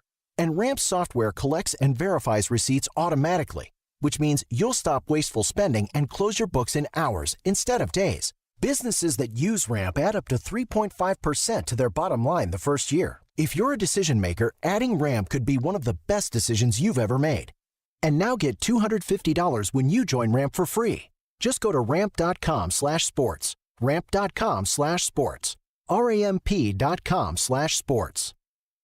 Texting enrolls you in a recurring automated marketing text messages. Consent not required to purchase. Message and data rates may apply. Nice run. It's great being back out on the mountain. You sort of disappeared for a while. Everything okay? Between you and me, it was lower testosterone. Lower T? Yeah. The doc told me once you hit 40, your body has less free testosterone, and that can make it harder to stay in shape. That's why I started taking Nugenix Total T. It's made a huge difference. Oh, I've seen that on TV. Is it for real? For sure. It's the #1 doctor-recommended testosterone booster. It boosts free and total testosterone levels to help you get back the drive and energy from your youth. My wife, my boss, my kids, everyone has noticed a change in me. Do they still give out complimentary bottles for people to try for themselves? Yes, just send them a text. Guys, text HATCH to 321-321 right now for your complimentary bottle of Nugenix Total T. Nugenix is the #1 selling testosterone brand at GNC and Walmart. Plus, text now and we'll include a bottle of Nugenix Thermo, our most powerful fat incinerator ever, to help you get back in shape fast, absolutely free. Text HATCH to 321-321. That's HATCH to 321-321. 1025 and 1063 The Game is live and local. And now, let's meet the starting lineups. Robbie and Rex Road 6 to 9. You are talking about a team that's building a roster. Jason Michelle 9 to 11. He's still under contract. It's not always X's and O's. Caroline, Willie, and D Mace 11 to 2. Trades, free agents. Let's get it going. I think this is a good hire. And Stillman and Company 2 to 6. I can give you one of the best coaches in the league. And don't forget, we're your home for all things Nashville. He scored! Nashville's best sports talk. 1025 and 1063 The Game. Hey Nashville, this is Gary Bettman. You're listening to Nashville's best sports talk, ESPN 1025 The Game. What's the money being saved for, in your opinion, TD? Well, there's a couple things that you have on the table. Big Jeffrey Simmons, he's got to get paid at some point, so that I know is looming over the organization. I can't really think of much else. There have been some thoughts in regards to the money that they had to liquidate to be able to get that stadium going, and obviously that's still a work in progress, right? It's not a signed, sealed, and delivered, but it's very likely to happen in 2026, probable. So maybe that's part of it too. I don't know, but you're right. The penny pinching, so to speak, is confusing, but at the same time, you look at this year, this just to me is not an outstanding group of free agents. That was TD yesterday on the program. We have got to congratulate the Titans on this Fireball Hot Take Friday. Ian, you want to know why? Please do tell. I would love to hear this. So now the numbers are out on the Andre Dillard contract. The Tennessee Titans are no longer the 32nd team in the league when it comes to payroll for next season. Okay, moving on up. In fact, the Tennessee Titans are 31st. So they have moved up from 161 to 172. Who took over the last spot? The Rams. The Rams, okay. So the Rams, who have no draft picks, and all of their older players are all either, they paid Donald, they paid Kupp, they paid Stafford. But I think they have an option they have to pick up on Stafford that would pop them over there, though I'm not sure about that. But the Rams are last in terms of cash spent. But a couple of thoughts here. First off, number one, the Andre Dillard contract is out. It's not really a 3-year, $30 million contract, but it is basically $10 million this year. And I think I did the numbers. It's like a 2-year, $16 million contract is basically what it is for Andre Dillard. The third year, the Titans can easily get out of. But there are also 2 void years in the contract in order to lower the cap. Well, when I saw the 2 void years, I thought to myself, Ian, what happened to what? We can't kick the can down the road anymore. Hey, we gotta can't do sneak in that. the void years. Gotta sneak them in. By the way, I heard Willie, the guy who says we can't kick the can down the road on Kevin Byard anymore, or Derrick Henry, can't restructure those contracts. They were talking on the midday show about a trade for DeAndre Hopkins and a full restructure on DeAndre Hopkins. Too old. To lower his cap number to $4 million. And I'm thinking to myself, well, what happened to you can't kick the can down the road? Because if you lower his cap number with a full restructure, you'll probably look at a $30 million cap number next year. Now, you can always restructure that again, but that's if you're like me and you don't believe that you can't kick the can down the road, because you can clearly kick the can down the road as much as you want. Now, here's the other part. I've been told that there are free agents that are out there that have starting experience in the NFL at positions the Titans currently do not have filled, that have reached out to the Titans and have been told, like, no, we're good. And it drives me freaking crazy. This idea that the Titans right now have $170 million committed on their payroll. And the bigger questions about the Titans are not, where are they going to spend their money to get up to the $217 million that they entered last season with? But it is more so, who are they going to cut of good older players that matter off this team in order to save even more money? I mean, I think there's more of a discussion about, are they going to cut Tannehill? Are they going to shop Henry? Are they going to cut Byard? Then there is this idea out there that, hey, they are going to make a deal to get this guy. Now, I brought it up yesterday that it is a possibility of one of the reasons why the Titans haven't spent more money. It is a possibility that they are planning something big. Corey Curtis was on our show earlier today, and his Fireball hot take was he thinks Rand Carthon has something big up his sleeve. Now, I'm not completely convinced of that, and I told Corey that I wish I shared his optimism in terms of something big and exciting coming down the pipe for the Titans. But, I mean, there are free agents out there that I don't think the Titans have any interest in. And look at all these guys that are getting signed. Like, the first wave of free agency was the beginning of last week. Where we are right now is guys are just looking for deals. Guys are just looking for, give me 1 year, $3 million. And in that time period, Josh Dobbs signed with the Browns. You don't have a backup quarterback. Nelson Aguilar signed today. DJ Chark signed today. You don't have a second wide receiver. And I'm not a fan of either of those guys. Chark is injured, and Aguilar is just really, in my opinion, not that good. But yet, you don't have a starting receiver. You don't have a starting left guard. Connor McGovern, who started the last 3 years for the Jets, plays 17 games a season as their starting center. Connor McGovern is out there on the market. Is he the best center in the league? No. But is he worth 1 year, $3 million? Probably. Do the Titans have any interest? I don't know. Don't think so. So it's like, what are they going to, who's going to catch the ball on this team? And every time I say something like that, people are like, oh, well, they'll draft a guy. Well, they got too many holes to be able to draft a guy at every spot. You're going to have to draft a left guard who starts. You can't do that in the 5th round. You might get lucky if you're able to do it like Kansas City did a couple years ago when they took Trey Smith. But for the most part, when you take a guy in the 1st or 2nd round, you can hope that they'll be ready to start right away. But you can't take a guy in the 5th round and say, okay, you're our left guard. You got a $7 million left tackle who I don't feel like has proven anything in the NFL. You're going to have what at left guard? You got a 270-pound center. And this is going to be what keeps Tannehill healthy this year. This is going to be what paves the way for Derrick Henry. It doesn't make a lot of sense to me. And again, what's $3 million when it gets you a starting left guard and it keeps you from having to go into the draft and take a left guard when you should be taking the best player available at every position? I mean, I don't know what they're thinking. I don't want to say I think it's crazy talk, but I'm starting to try to think that it's kind of crazy talk. The idea that they're going to go into this draft and that they're not going to have positions of need, but where are they going to get a receiver? Even the guys that I don't want at receiver are coming off the books. There's no starting receiver. And these guys aren't making any money. These guys are signing for like $3 million. And yet the Titans still aren't interested with the 2nd lowest payroll in the NFL. I was told that, the reason why the Titans are not spending any money is because the Titans have to give Jeffrey Simmons a contract. They have to give Jeffrey Simmons a $500 million contract? No.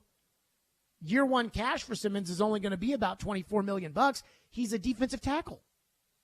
I don't see the Chargers, who are preparing a big contract to give to Justin Herbert, I don't see them stop the spending. Hell, I don't see the Bengals, one of the poorest organizations in the league. I don't see them. They're going to have to give Joe Burrow a big contract. I don't see them stopping their spending. And I saw today that the Eagles have given Lane Johnson $30 million extra dollars guaranteed today, and they've got to give Jalen Hurts $50 million a year. So I don't get why the Titans aren't looking at now saying, hey, Connor McGovern, 1 year, $2.5 million, 1 year, $3 million. You're the left guard. You're the center. Brewers playing left guard. I don't see why the Titans weren't looking at Mac Hollins before he signed with Atlanta. I don't see why they're not looking at some of these other guys. They don't have a backup tight end. They don't have a backup quarterback. Just way, way, way too many holes. I mean, but hey, at least they're not dead last in spending in the NFL. 31st. And you know what else is crazy about the Titans? Is that they don't really have any stars. They're paying one guy over $20 million, and it's Tannehill. And he makes less than the average starting quarterback makes. But they don't have anybody else that's making over $20 million. And yet they don't have a receiver or a left guard. It's hard for me to figure out. 615-737-1025 if you want to weigh in. 615-737-1025. We'll get to your phones. Plus, Charles Barkley's already mad at the president of the NCAA. We'll get to that. Stillman and Company right here, 102.5, 106.3 The Game. We are your home for every big pass. Kevin Harvick takes over the race lead. Big wreck. Trouble turn 2. One car is around and hard into the outside wall. And big win. Ricky Stenhouse Jr. has won the Daytona 500. Yeah! Woo! Catch every lap of NASCAR on 102.5 and 106.3 The Game and the Game Nashville app. Imagine yourself in a new Toyota, like the aggressively sophisticated Toyota Highlander, with room for up to 8 and the most advanced safety features. Now through April 4th, you can get low 3.99 APR financing on a new 23 Highlander. With approved credit through TFS, excludes hybrids, and every new Toyota comes with 2 years no-cost maintenance included. Get complete details at buyatoyota.com. Ready, set, go get your Toyota today. Toyota, let's go places. This week's Nashville's best deal is Eastside Bowl in Madison, a vintage bowling alley, music venue, diner, lounge, and arcade designed by locals for locals. And March 28th, don't miss the Battle of Nashville, Nashville's best Rage Against the Machine tribute band. Right now, you can get 2 hours of bowling plus shoe rentals for up to 6 people for just $45. That's 2 hours of bowling plus shoes for up to 6 people, just $45. Go to thegamenashville.com/deals to get yours now. Have you seen the selection of luxury pre-owned Rolex watches they now have at Genesis Diamonds? If not, prepare to be amazed. If people really know the watch world, they come in and they're in shock. They're like, I cannot believe you have this selection here. They're able to see them, touch them, feel them. Meet Genesis watch expert Charlie Rivers, who says over the past few years, Genesis buyers have scoured the world to build a collection of luxury pre-owned Rolexes, including all the hard-to-find models. Daytonas, Pandas, Sky Dwellers, a huge selection of Submariners, Hulks, Kermits, anything that you could ever possibly want. We have every luxury pre-owned Rolex that we have here. We ensure that it's in pristine condition. So come in today and find the timepiece of your dreams at Genesis. Or if you already own a Rolex and are looking to trade for a different model or even sell it, Genesis can help you get top dollar. If you have a Rolex, definitely bring it in. I would love to see it and do a complimentary evaluation on it and see what we can do for you. Genesis Diamonds, now with one of the largest selections of luxury pre-owned Rolexes in America. Green Hills and Cool Springs. Interest rates are rising, but not at Spring Hill Heating and Cooling. Replace your old unit fast before new regulations increase prices up to 20%. Get a new unit today at today's price and receive up to $1,500 off, or get 18 months of no payments so the first payment is not until summer of 2024. At Spring Hill Heating and Cooling, all new systems come with a 10-year parts and labor warranty. Schedule your appointment now at springhillac.com. That's springhillac.com. They're insightful. To me, you got a left guard situation you got to figure out. Credible. I trust this guy more than this guy. But sometimes they just argue. Why do you like the NFL playoffs? Those teams lose. I don't want college football to be the NFL. When they Robbie Stanley and Joe Rexroad are Robbie and Rexroad. Weekdays from 6 to 9 on 102.5 and 106.3 The Game and the Game Nashville app.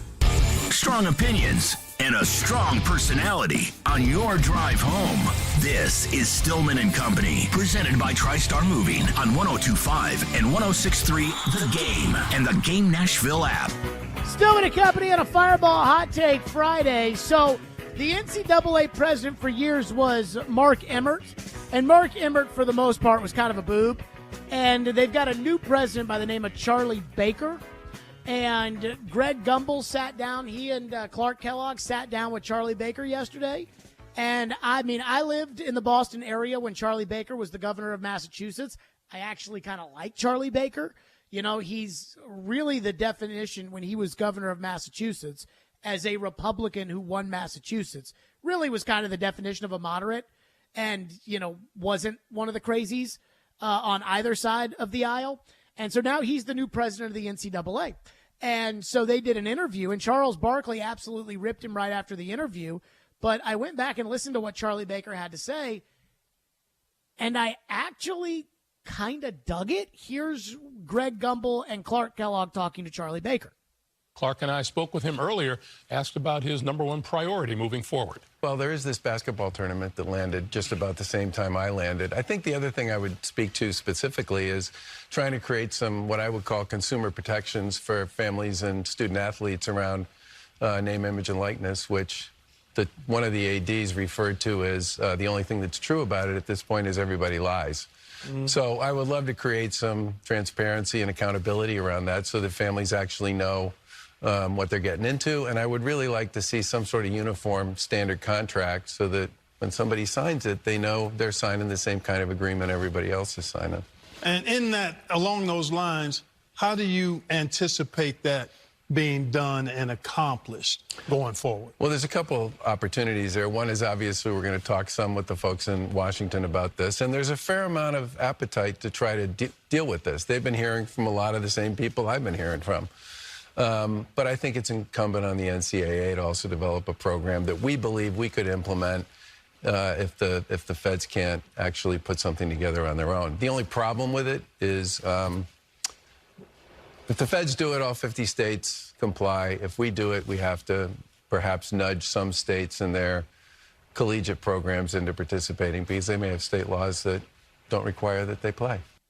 Okay. Now, I don't know how many of you hung on to that, but I actually think that makes a lot of sense.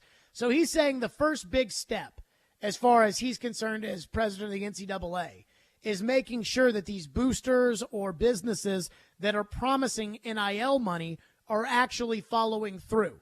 We want to get a uniform contract so that when a kid signs with a university but also signs for an NIL deal, that there is a uniform contract that booster or supporter or business has to go through in order to make sure that they follow through and actually pay what they promised to pay. I actually think that's good. I think that's good for the student athlete. I think that that's smart.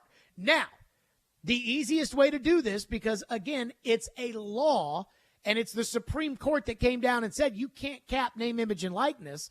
The easiest way to do that is to have federal legislation. I mean, again, it would apply to all 50 states. Whether you play at the University of Hawaii or the University of Texas, it would apply if it's a federal law. And Charlie Baker, former governor of Massachusetts, knows that. And he knows that if that's not the case and the federal government won't do that, then they have to go do it on a case-by-case basis, and that's going to be really, really difficult to implement and really, really difficult to enforce. All Charles Barkley heard was get the government involved, which I'm sure a lot of people heard too, and Charles Barkley tore that to shreds. Chuck, you're shaking your head. Did he say we're going to ask the politicians to help us? See, that pisses me off already. Our politicians are awful people. As I talked to Clark earlier, because I asked him about y'all conversation, I would actually go to people who actually care about basketball, not looking at it just themselves.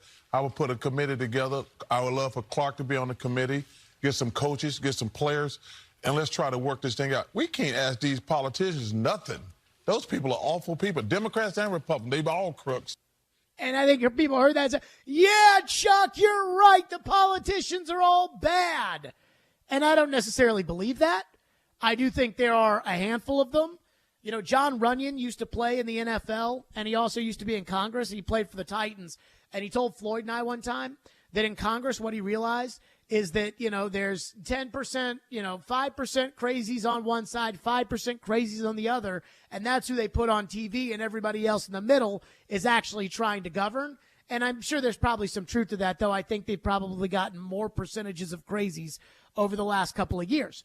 But I think a lot of people will share Charles Barkley's sentiment, and they'll say, yeah, Chuck, screw those politicians. But how is a committee with Clark Kellogg on it going to be able to enforce NIL regulation? It's not possible. It is not possible. And when Charles Barkley said that, you know what I thought, Ian? What's that? Another committee. Another committee. Bring them on. All the committees possible. All the committees. Floyd used to always say that whenever there was something, something touchy, they'd say, okay, what's the next step? Well, they're going to form a committee. And every time form another committee, bring on the committees. And that's exactly what Charles is saying. What Charles is saying doesn't make any sense. 99.9% of the time, I agree with what Charles Barkley has to say over some bureaucrat in a suit. The difference is with this, what Charlie Baker's saying, I agree with. If that's in fact what Charlie Baker's intention is, hey, we need to have federal legislation that makes sure that when these 18, 19, 20-year-old kids are signing sponsorship agreements, because that's basically what it is, when these 18, 19, 20-year-old kids are signing sponsorship agreements, that the people that are making promises to those kids follow through with them. And that if you don't, there will be penalties. That I like. And you're not going to be able to get that with a committee. Clark Kellogg is not going to be able to go to Johnny's Tire Yard when they don't pay the fullback the $20,000 that they owe him for shouting him out on social media. And you're not going to get a knock on the door from Clark Kellogg's committee saying, hey, you need to pay up. So I do agree with what Charlie Baker said, and I completely think Charles Barkley's crazy. Now, the one thing that I don't like, and this is where, again, going back to what Barkley said about how politicians are disingenuous and dishonest and crooks or whatever it was. What Charlie Baker can't do, and I think he's smart enough to know that this probably wouldn't stand up in court, but what he can't do is start capping NIL. Can't do it. You cannot, they don't even cap that in the NFL. And they have a collective bargaining agreement. If you go to the Dallas Cowboys and there's a cap there, or whatever you want to call this cap that we have, that, essentially kind of streamlines player negotiations, that's one thing. But they can't tell Dak Prescott, hey, you're only allowed to make $30,000 from Oikos Greek yogurt. Dak Prescott can make however much money he wants. The Cleveland Browns don't get a say in how much money Baker Mayfield was getting off his progressive commercials. So if Charlie Baker is really trying to get legislation so that they can make it a more even playing field and essentially either take money out of the pockets of the players or stop players from getting more money, then I'm against it. But if it's all about getting in front of this, I actually think it makes sense. And as much fun as it would be like, yeah, Chuck, you tell them, you're right, the politicians stink. I think Charles Barkley's kind of missing the point on this. And I just, again, the last president that they had at the NCAA, Mark Emmert, he was more of an educator, and Charlie Baker is a politician. And so now I think the NCAA is saying, hey, we need to have a politician that gets out in front of this that can negotiate these deals and get the legislation right for the NCAA, whereas the last guy was just, whatever. Open the door, let him in. Whatever happens, happens, because Mark Emmert had no power. Mark Emmert had no clue. He had no idea what he was doing. 615-737-1025 is the phone number, 615-737-1025. Texter says, a majority of the politicians are corrupt and only out for themselves.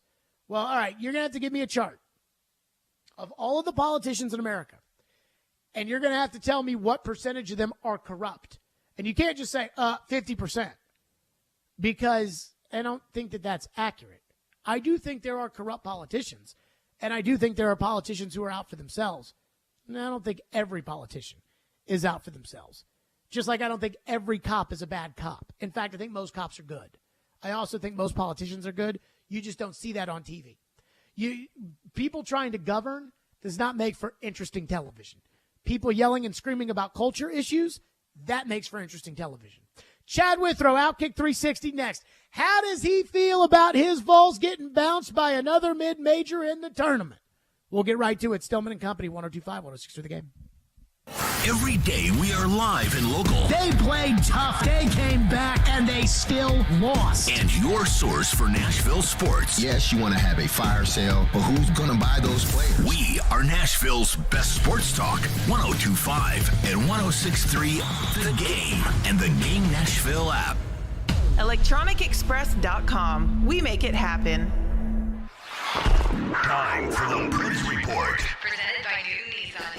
The Nashville Predators and Seattle Kraken battled last night at Bridgestone Arena. It was a 1-1 game after regulation and overtime, so they went to a shootout to try to decide it. Matt Duchene scored on a wrister, and then to clinch things, it was the youngster, Philip Tomasino, coming in. Tomasino comes in down the right side, hesitates, he scores! Predators win it! The Predators win in the shootout here tonight. Predators will go on and win the game, as it turns out, 2-1. Predators now have picked up 2 very big points, and they now have a total on the year of 80. Winnipeg had 83 entering play last night. This is the Fifth Third Bank Nashville Predators Radio Network. All the best car deals in Smashville start at Newton Nissan. Visit them at Newton Nissan of Gallatin or Newton Nissan South in Shelbyville. This is Nashville's best sports talk. ESPN 102.5 The Game. Hey, what's up, everybody? Teron Davenport here for Superbook Sports. Make 2023 the year you beat Vegas. Superbook Sports gives you the chance every week to go head-to-head with the best odds makers in Las Vegas. No fancy computer algorithms, no guys across the pond setting lines for American sports. Just the best team of odds makers in the business behind the counter at the Superbook in Las Vegas. Plus, Superbook features some of the best odds boosts and promo bets anywhere. So download the Superbook Sports app or visit superbook.com and start your battle against Vegas right now. Visit superbook.com for terms and conditions. Gambling problem? Call 1-800-889-9789. Hello there. My name is Seychelle, and what makes the Chick-fil-A chicken sandwich original to me is the punch of flavors that's unlike any other. You get the crispy tenderness of the chicken and that hint of sourness from the pickles. Ta-da! Hey, I'm Juan, and what makes the Chick-fil-A chicken sandwich original to me is you're going to get chicken that's crispy, golden, and juicy. This is the gold standard of chicken sandwiches. Order the original Chick-fil-A chicken sandwich on the Chick-fil-A app today. Real customers paid for their testimonials. Now, your Game Center update. The Tennessee Vols basketball season came to an end in the Sweet 16 last night with a 62-55 loss to FAU. The Vols were looking to make the Elite Eight for only the second time in school history. Head coach Rick Barnes after the game. Certainly proud of the effort that these guys have given us all year through tough times, at times with injuries, but and when it ends like this, it's always disappointing because we won it all and came up short, but proud of our team too for being in this position with a chance to move on. The Nashville Predators got the 2-1 shootout win last night over Seattle. The Preds are 5 points back of Winnipeg and 6 points back of Seattle for the final wildcard spots. Nashville will host Seattle once again on Saturday and then host Toronto on Sunday. Hear all the action right here on the Preds Radio Network. And a couple of free agent wide receivers are off the market. DJ Chark signed with the Carolina Panthers, and Nelson Aguilar is signing with the Ravens. I'm Ian Safar for 102.5 and 106.3 The Game. For more, follow us on Twitter at 102.5 The Game or visit thegamenashville.com. Live from the Hiller Plumbing, Heating, Cooling, and Electrical Studios. WPRT-FM Pegram, WPUC HD2 Laverne. Bobby and Rex Road. Chase and Michelle. Caroline, Willie, D-Bay. Stillman Company. Nashville's best sports talk. Crank it up. 102.5 and 106.3. Crank City scores. On both sides of the one big possession. Touchdown, Middle Tennessee. The Game. A Cromwell Media Station. Where you have a voice. He had a competent coaching staff. You just play terrible and you keep playing. And we have strong opinions. What a whiny freaking crybaby response. This is Stillman and Company with Jared Stillman. Presented by TriStar Moving on Nashville's best sports talk. 102.5 and 106.3 The Game and the Game Nashville app. Stillman & Company is delivered by TriStar Moving, 102.5, 106.3 The Game. Streaming live on Twitter, Twitch, YouTube, and Facebook Live. Thanks to Superbook Sports, live from the Hiller Plumbing, Heating, Cooling, and Electrical Studios. Fireball Hot Take Friday. The Vols fall to FAU last night, and it just felt like after they beat Duke, it just felt like, and I said this yesterday, this was the Rick Barnes kind of game. Like 11th seeded Loyola Chicago, like 12th seeded Oregon State, like last year against Michigan. where all the pressure was on him. Chad Withrow joins us, Outkick 360 on the program. Chad, last week after I guaranteed that Tennessee was going to lose to Duke, you said to me the good thing about that game was that all the pressure was on Duke and none of it was on Tennessee. And I said, that actually makes some sense. In this case, all the pressure last night was on Tennessee, none was on FAU, and Tennessee fell apart in the second half. What'd you make of it? Well, I was there in Madison Square Garden, and it was like what we've seen without Zakai Ziegler in a lot of ways. Tennessee was kind of in control. They're up 6 with 12 minutes left, and the bottom just falls out of the game, and they can't score.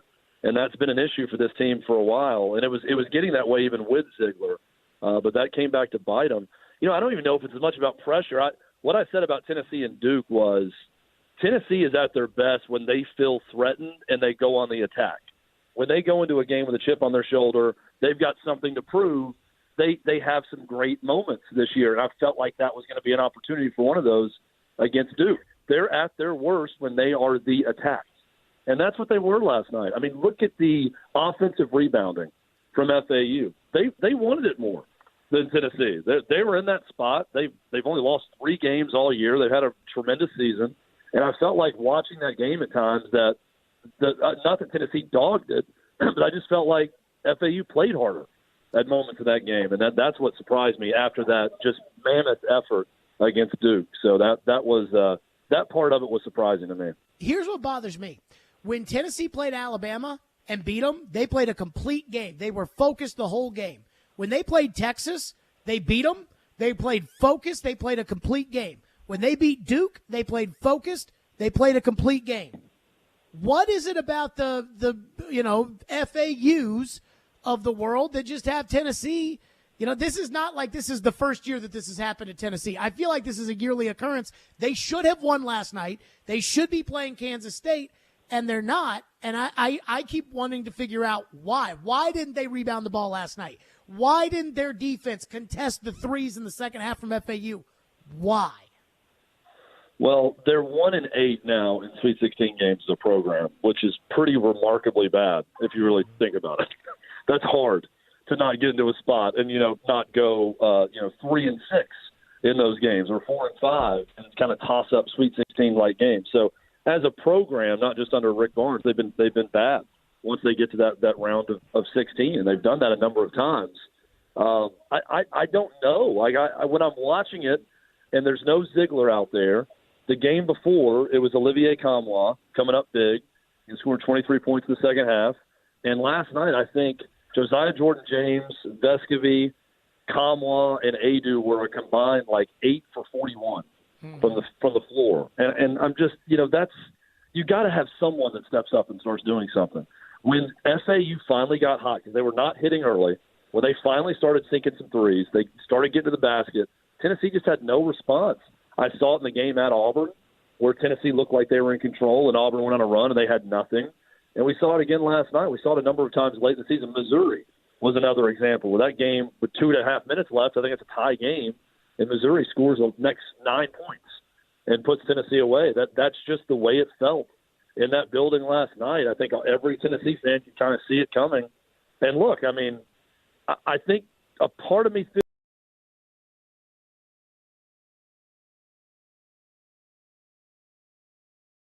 who's a 9 seed. They're a really good 9 seed. I don't want to take anything away from FAU. I've been impressed with them so far in this tournament, but that's a 9 seed. Mm-hmm. Tennessee's a 4 seed. That's a game they should win. They were a 5.5-point favorite. They're up 5 at halftime. They're up 6 with about 12 minutes left, and they let it slip away again. So it's very frustrating because you're not always going to be in this position. You're not always going to be in the NCAA tournament. You're certainly not always going to get to the Sweet 16. So when you get there and you have a golden opportunity, you got to capitalize.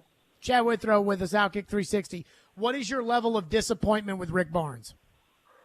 I don't have a lot of disappointment in Rick Barnes this year. Again, I thought the Duke win, that was, to me, the crowning achievement of what was going to happen this season. I did not like the matchup with FAU going in just from a style standpoint. I still think Tennessee's a better and more talented team and should have won that game last night, but I didn't love the matchup. Look, Rick Barnes is what he is. We've talked about the tournament record. It's terrible. That's not changing. I mean, that's what we know about him. but he's also a guy who can consistently get to the NCAA tournament and field a good team in the regular season. And, that's not bad for Tennessee basketball, but I think expecting anything huge out of Rick Barnes at this point in his career, especially for what they're going to lose from this team moving forward, I think that would be foolish to expect much more. This is what you're going to get. You're going to get a team that consistently, good guys, do the right things, win a lot of games in the regular season, and probably are going to disappoint in the tournament. That's what Rick Barnes teams do.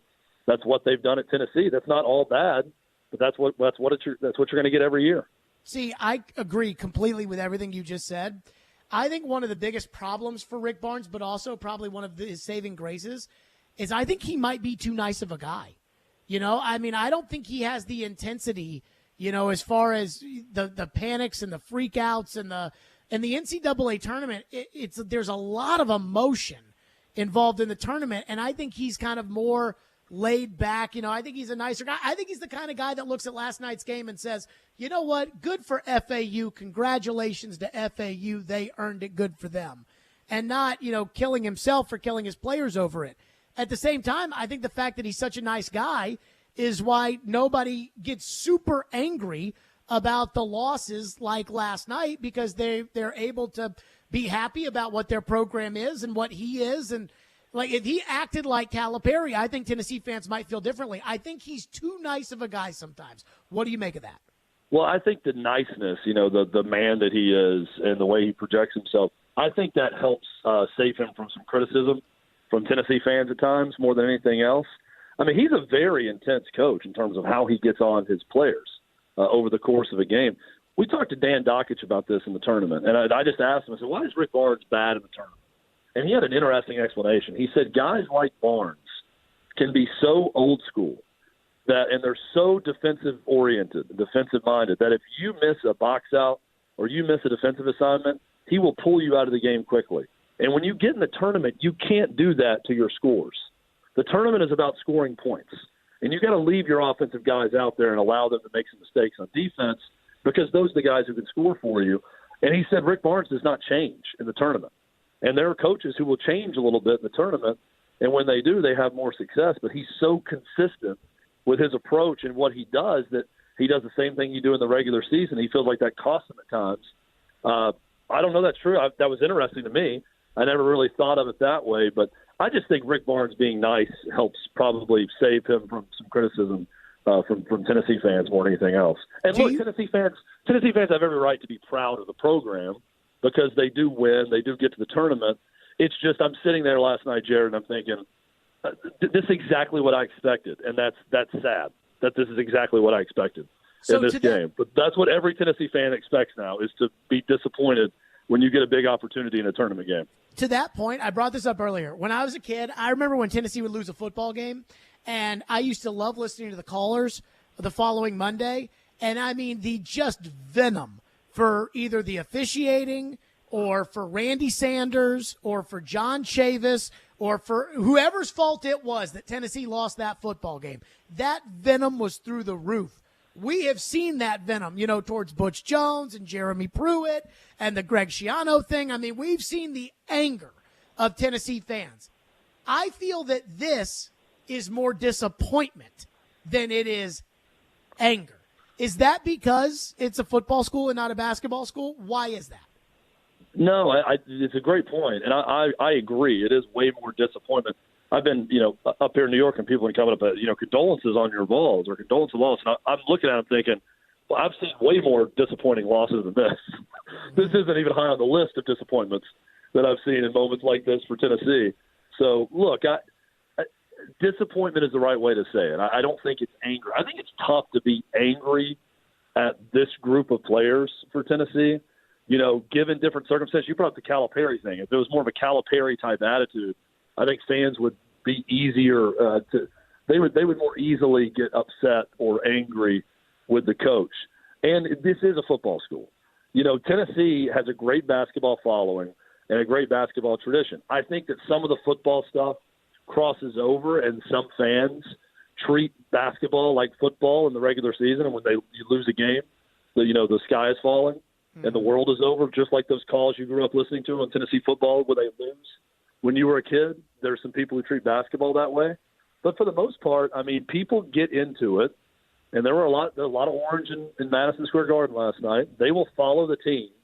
But, you know, it's I'm not going to say it's just a fan base of convenience, because I think Tennessee basketball fans are better than that. But it's just not the same level. There's not the same vitriol. There's not the same anger. There's not awful, you know, responses to things like a football program. Last one for you. Chad Withrow is our guest. Do you think Tennessee will ever have a better path to the Final Four than they had with Farley Dickinson beating Purdue and with Marquette losing earlier and kind of the way the bracket broke for them in this East region? Yeah, look, I've given up on Rick Barnes as the coach getting to a Final Four. That's just not going to happen. I can't tell the future. It's hard to imagine a better scenario to get there. Now, I think Kansas State was going to be a tough matchup also, and you know they're a higher seed than Tennessee. And Marquise Noel is playing out of his freaking mind. Playing out of his mind. That feels to me like the two teams that I really am kind of attaching myself to right now are Kansas State and Gonzaga in this run, and two teams I really like to watch play. K-State's been great. I mean, no, I've not seen one where you look at it and say, boy, this is all really opened up for Tennessee in a good way. So I haven't seen it before. Will we see it again? Maybe.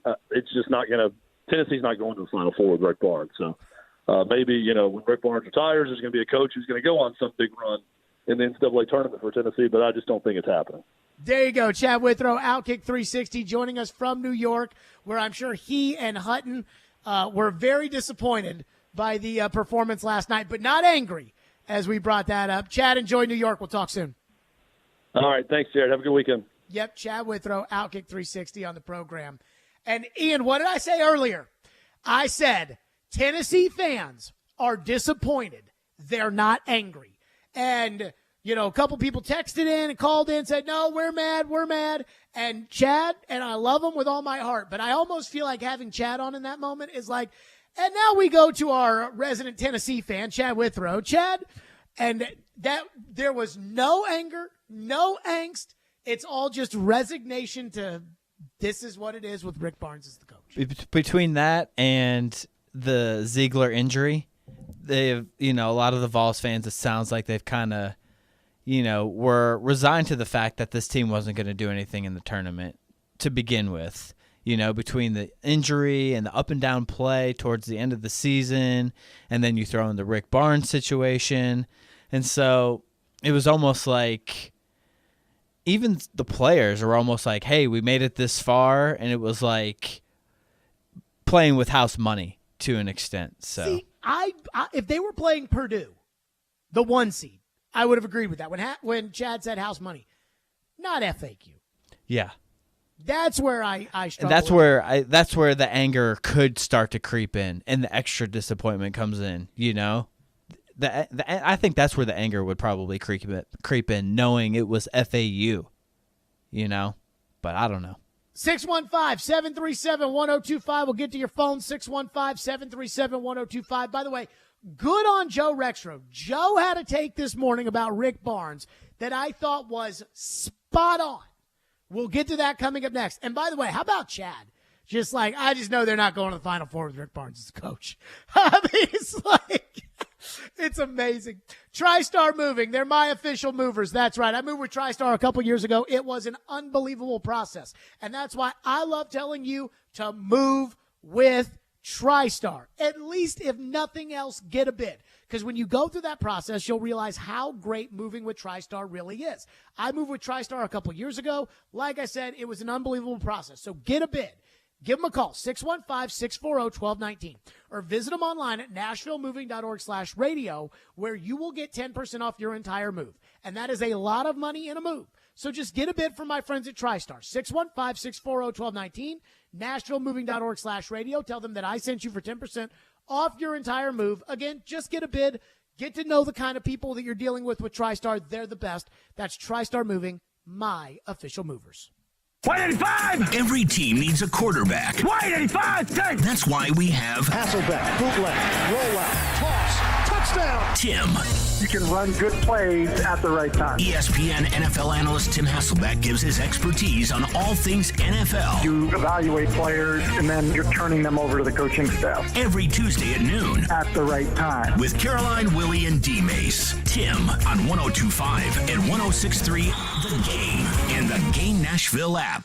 Welcome to Smashville, home of the biggest hits in hockey and the loudest parties on Broadway. Join us at Bridgestone Arena Saturday, March 25th as your Nashville Predators take on the Seattle Kraken in support of Hockey Fights Cancer. $10 for every ticket sold will be donated to the 365 Pediatric Cancer Fund. Purchase your tickets today at NashvillePredators.com/tickets. That's NashvillePredators.com/tickets. Let's go, Preds.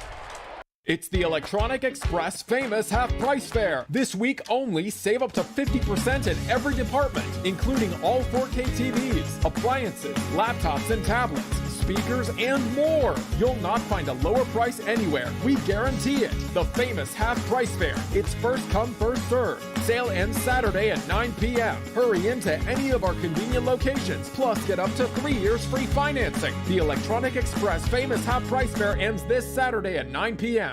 Prescription products require an online consultation with a healthcare provider who will determine if a prescription is appropriate. Restrictions apply. See website for full details and important safety information. Subscription required. Hey guys, did you know there's a generic form of Viagra that works just the same but is 90% cheaper? And you can get it online? Just go to 4hims.com/radio. At Hims, you'll get a free medical consultation, discreet shipping if prescribed, a 100% online process, and trusted generic alternatives to the biggest brands at 90% off. That's right, get generic for Viagra, the same active ingredient as brand name Viagra, but 90% cheaper. It's the same medication you get from your doctor, but with zero copay, no expensive appointments, and no awkward face-to-face conversations. To start your free online visit, you need to go to this exclusive address, 4hims.com/radio. That's 4hims.com/radio for your free online visit. FORHIMS.com/RADIO.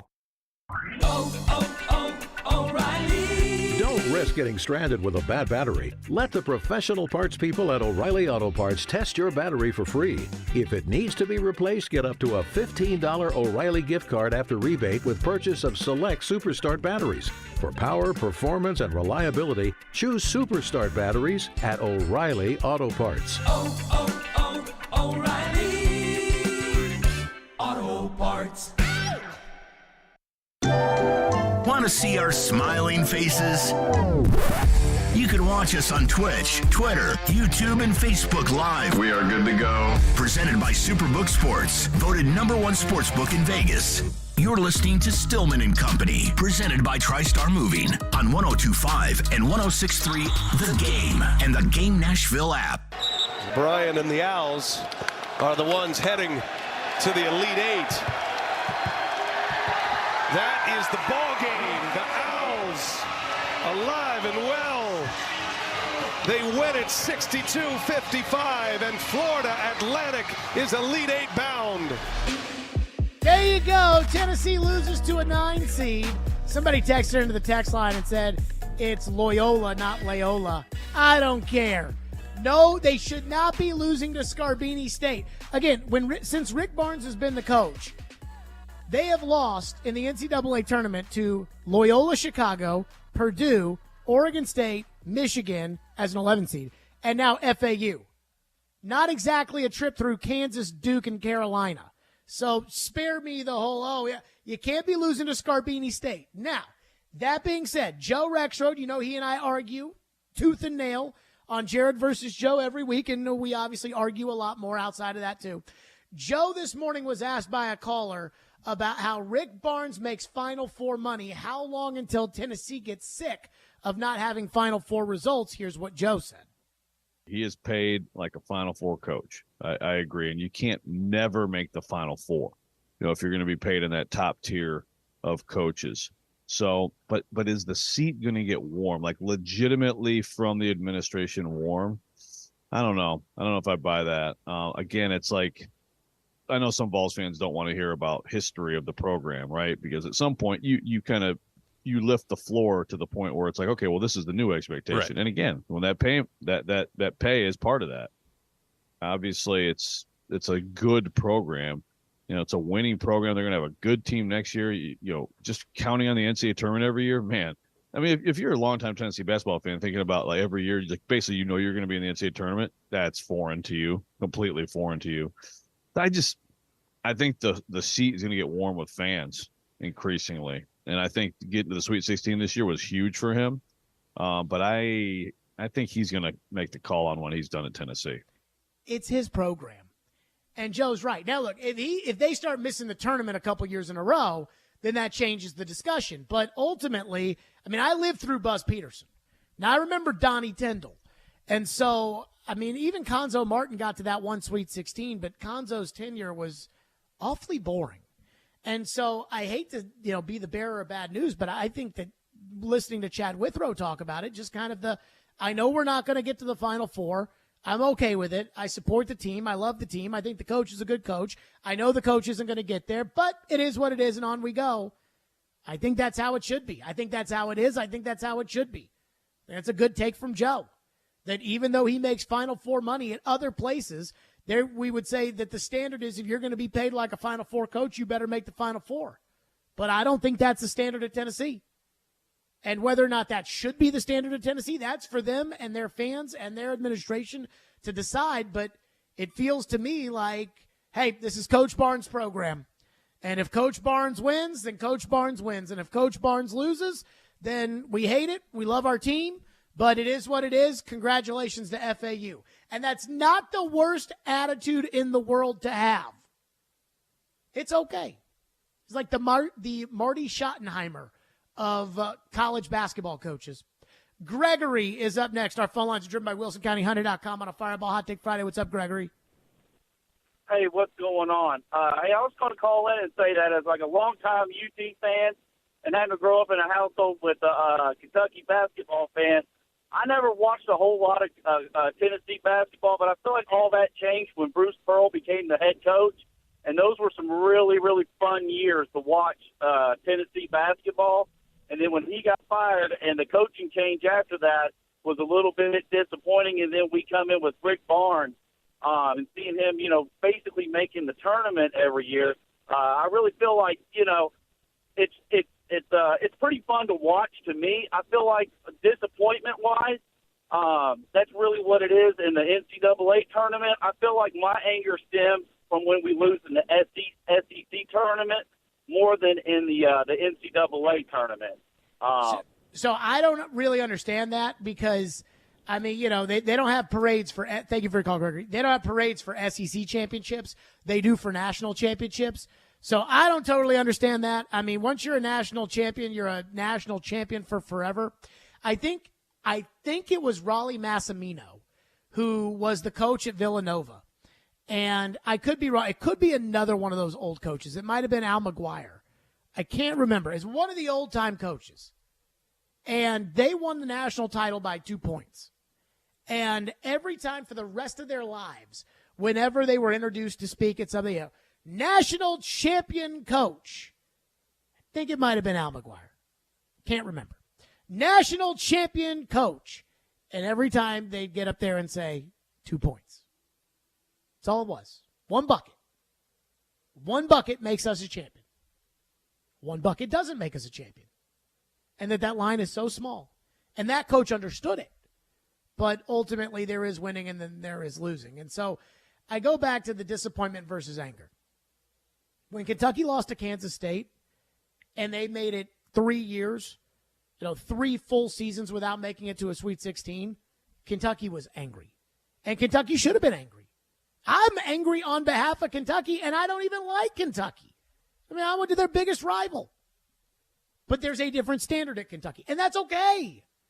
Tennessee, I think because, A, it's a football school, and B, because Rick Barnes is such a nice guy, and for the most part, it's a likable program, though I don't know what Plavich was thinking last night. It's more disappointment. It's, darn. We thought we could have won. We thought this was the best road to the Final Four. We were so excited after our victory against Duke. Darn. Kind of like when the Titans lost to the Chiefs in the AFC Championship game. I don't know about you guys, but they were up 17-7. And if they stop Mahomes on the crazy run, or if they pick up a first down on the last drive before the half, or if Dennis Kelly doesn't get called for the hold at the beginning of the second half, what happens in that AFC Championship game? And to know that you were up 17-7 at Arrowhead in the second quarter, you were running the ball effectively, you had a shot. That's disappointment. You happy that the team made it as far as they did? It was a good run. You're proud of them for the wins over the Patriots and the Ravens, but darn. They lost to the Bengals with the number 1 seed, and Tannehill threw the ball to him 3 times. Anger. There's a big difference. Tennessee fans are disappointed, not angry. Joel texts in and says, so you have framed what Tennessee basketball is, but wouldn't Vanderbilt fans be ecstatic over consistently making the tournament and the Sweet 16 right now? I heard you on Robbie and Rex Road say that Jerry Stackhouse needs to make the tournament, but is that it? What are the expectations for Vandy basketball? I think the expectations for Vandy basketball are make the tournament every couple of years and see how far you can get. And those aren't what my expectations for Vandy basketball would be, but I think those are what the expectations for Vandy basketball are. And Jerry Stackhouse, even though they had a good season this year, even though I really enjoyed watching them play, even though I thought they got screwed by the tournament committee, I still believe that that is not the standard for Vandy basketball. I believe that he's got to make the tournament. If he doesn't make the tournament this year, then I think that they should fire Jerry Stackhouse. I don't think they're going to, but I think they should. Because you can't go 5 years without making the tournament. I mean, Jerome Tang, the head coach at Kansas State, been there for 5 minutes, and they're in the Elite Eight. You can transfer your way out of problems. I mean, the way that this has been framed as far as Jerry Stackhouse is concerned at Vanderbilt is it was so bad under Bryce Drew, but it really wasn't that bad under Bryce Drew. Darius Garland got hurt. Okay? Like, that's what happened. Darius Garland got hurt, and then they were bad. Just like if Joe Burrow gets hurt, the Bengals won't be good either. Bryce Drew made the NCAA tournament.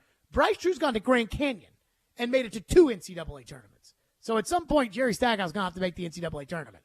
But again, that's my standard. I don't, their standard that, that I couldn't tell you. Texture says, I'm an NC State fan. Be thankful, Tennessee fans. We rarely make the tournament. But let me tell you, it's funny because I'm a Louisville fan. We won 4 games this year. Now, that being said, at Louisville, and I was in school there when Rick Pitino was the coach, and I was on the radio when Rick Pitino was the coach, and both of those happened to overlap with Calipari at Kentucky when Calipari was still good. I mean, if at Louisville, if we make it to the Sweet 16 a couple years in a row, and we don't start getting any further, then I got some issues. Then that, to me, not necessarily going to work out. More of your phones. 615-737-1025 is the phone number if you want to weigh in. 615-737-1025. Plus, my college basketball takeaways so far after last night as we head into the weekend. Fireball Hot Take Friday is presented by Fireball Cinnamon Whiskey. That's right. It's the weekend. It means it's time to celebrate. It means it's time to rejoice. Whether you're hanging out with your friends or whatever it may be, there's no better time to enjoy Fireball Whiskey than right now. That's right. Be sure to enjoy ice-cold Fireball Whiskey, either in the shot form or grab yourself a bottle. That's Fireball Whiskey. Ignite the night. Please do it responsibly and be 21 years or older to enjoy Fireball Cinnamon Whiskey. Hey, I'm Ryan Johansson, and this is Smashville. Back to Johansson, and Johansson tips it in with one hand on the stick. You're listening to the flagship of the Nashville Predators radio network, ESPN 102.5 The Game. There's nobody on the planet who's as picky when it comes to diamonds as Genesis Diamonds owner Boaz Ramon. I'm very, very selective on the diamond that I pick. Indeed, Boaz will look at 2,000 diamonds on the world market and find maybe 2 or 3 that meet his criteria. What most people don't know, and even jewelers, a diamond has much more than the 4 C's. He has maybe 20 C's. Like the diamond's luster grade or brilliance level, its feathering, its inclusions, its table, its polish, its symmetry, even the diamond's own DNA or X-ray report, which most jewelers don't even know about. I refuse to sell diamonds that don't go through our very, very strict criteria. Which means a Genesis diamond is one she can be proud to wear with the most sparkle and brilliance and real intrinsic value. This is my goal goal to go all over the world and find only the best hand-selected diamond. Genesis Diamonds, setting the highest quality standards in the jewelry business. Green Hills and Cool Springs. Golfers, tee it up at Edwin Watts Golf Shops for the hottest new arrivals from Titleist. Check out the new Pro V1 golf balls, designed for longer distance, more consistency, and unrivaled control. Swing by Edwin Watts Golf Shops and elevate your game with the new TSR Woods, engineered faster, longer, and straighter. Come in and get custom fit for free today. Edwin Watts Golf Shops, home of the 90-day satisfaction guarantee, unmatched service, unmatched expertise.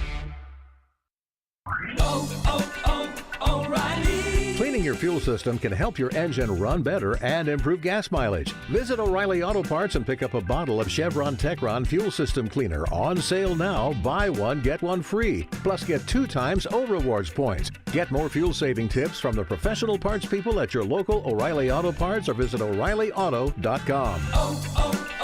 O'Reilly Auto Parts. Sunday. The green flag is in the air and we are underway. The stars of the NASCAR Cup Series hit the left and right turns of Circuit of the Americas. He's got a hood out in front, a door panel in front. Coverage from COTA begins at 1:30 on 94.9 The Fan. Checkered flag is in the air. And the Fan app. Hey, this is Jordan Rogers, and you're listening to Nashville's best sports talk, 102.5 The Game. Vescovi trying to get loose. Martin is with him step for step. Nashek, here's Vescovi now in the corner. Contested 3 is short. Man, give Elijah Martin a lot of credit. He's running the break now. Weatherspoon with a shot fake. Martin, 3-pointer. Down! Rick Barnes needs a timeout. They are jumping at Madison Square Garden. Florida Atlantic by 7 on a 15-2 run. Just from your vantage point, what went wrong in that 18-2 run in the second half? Well, I thought in the first half, they had some shots that we were lucky we dodged that, but when they started scoring, our offense wasn't very good, and we gave up too many drives, and then along with that, offensive rebounds where we let them get downhill. Coach Barnes just telling it like it is last night. But that is, of all the things in a Rick Barnes disappointing game, and college basketball in the tournament, it's always a game of runs. But in the Rick Barnes disappointments, it's always like some catastrophic second-half disaster. They just get so dry on offense, and they can't hit anything. And then what's he never do? Yeah, I know you're going to say he doesn't like to call timeouts. Never calls timeout to stop the run. And I feel like within this FAU game, like they just needed to lock down on defense. Get some deflections. And they did that great in the first half. They were causing all types of turnovers. But for whatever reason in the second half, like, just lock it down. You know, they only gave up 22 points, I think, in the first half. And I think it was 27-22 at halftime. So it was just like, I don't know. Strange. Part of that, though, one thing I do want to just, John L. Davis. Number one, Davis. He's pretty good. Dog. Steve is up next here on Stillman and Company. Thank you for calling and waiting. What's up, Steve? Hey, Jared. I am pissed. I'm not angry. I'm not disappointed. I am furiously, outrageously pissed. Why? I don't know what Rick Barnes is doing, and part of his problem is his roster construction. He goes out and gets Tyreek Key from Indiana State, a 5-star prospect that he sucks. I mean, I don't know how you shoot a 10-foot jumper and you're 3 feet short. Then he goes out and gets Julian Phillips. He was a waste of space. If you go back and look, and I know recruiting rankings, all that's subjective, and it depends on what site you're looking at. Brandon Miller and Julian Phillips were back-to-back, 12, 13, 14th in their ranking. Identical players, 6'8", 200 pounds. One's about to lead his team potentially to a national title. The other one, you would not have known if he was on the court. He was a complete waste of oxygen. I have not heard of Julian Phillips until Joe was talking about him today, but I think Joe says that they view him as like a project and they think he'll be good. Make of that what you will. think in one hand and look at the product on the court last night in the other. Which one fills up first? I hear you. But Julian Phillips sucks. I mean, my bigger thing as far as the roster construction is concerned is I don't think that's why you lost last night. How do you have yourself one point guard on the roster? No, I hear you. I'm not It saying was the roster Zakai Ziegler construction or was, nothing. But I think you should have won that game without Zakai Ziegler. I think you should have beat FAU. Thank you for your call, Steve. I think, I hear you. You know, hey, if we had a better team and better players, we probably would have won, sure. But I think you should have won either way. It's FAU. They had one starter taller than 6'4" last night. This is Division I basketball. I mean, I don't understand how Tennessee got crushed on the offensive glass in the second half when they were taller at every position. That's the whole point of being tall, is so you can rebound and block shots. And yet, John L. Davis got to the bucket every time he wanted to, and they passed the ball. This is what drove me crazy last night. For a team that is supposed to be a defensive, an elite defensive team, how many times did they get their hands in the passing lanes last night in the second half, especially on the run? You know, an easy way to stop a run, if you're a good defensive team, steal a pass, take it the other way, and put it in the bucket. And then you're able to set your defense. If you're a pressing team, which they're not, you're able to get up there. Like, you can do all kinds of different stuff. But they didn't. Everybody tells me, well, the offense is not very good. And that was okay, well, defend, rebound. And that's what that's what bothers me. We talk about the makeup of the roster, but that roster last night should have beaten Florida Atlantic. And I'm not taking anything away from Florida Atlantic. They're good. Everybody is good this time of year. Did you watch the other games? Arkansas just beat Kansas. Arkansas is good. They got two guys that are going to go in the top 8 of the draft this year. And they got freaking smoked by UConn last night. Everybody is good. Michigan State was good last night. And they deserved to win the way they played and Tom Izzo coached. And Marquise Noel in Kansas State, they're good. And all the teams tonight, they're good too. It's the tournament. It's the Sweet 16. Everybody's good. But Tennessee still should have won that game. Texter says, I think you're like me, just starved for a championship of some kind in this state. I guess, I don't know if I should read this. Yeah, screw it. I guess we should be more like Willie and say, oh, well, it will happen someday. Look, let me say this. Unnecessary shot. At Willie? Yes. I think I'm with Willie. Like, I am not rooting for a Tennessee national championship. You know what I mean? And I know Willie's not rooting for a Tennessee national championship. I have actually kind of wondered that. Because I don't think Willie openly hates Tennessee, but I do feel like deep down inside he probably does. He went to Vandy. He's a big Vandy guy. So he's got to hate Tennessee, right? I don't know. It's a good question. I don't know about hate. He's been in the business long enough. It's, it wears on you. I mean, I'm not one of these people who's like, we need a championship in this state. Now, I did say that it was time for Tennessee football to get good again. And I'm glad they did.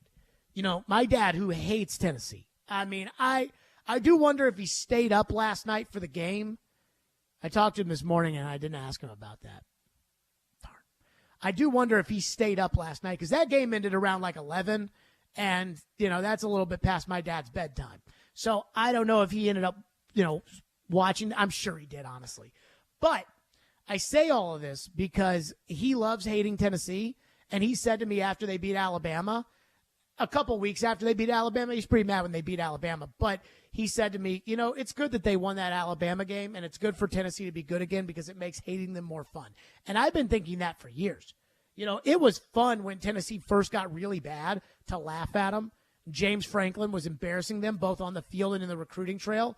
But then as Tennessee continued to stink and it became more and more obnoxious and they became more and more irrelevant, I was like, it's time for some good Tennessee-Florida football.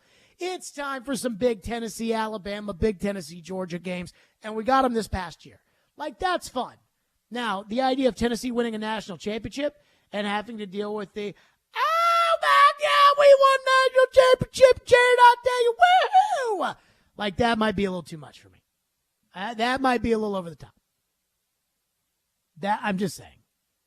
Like, that might be just a little too much for me.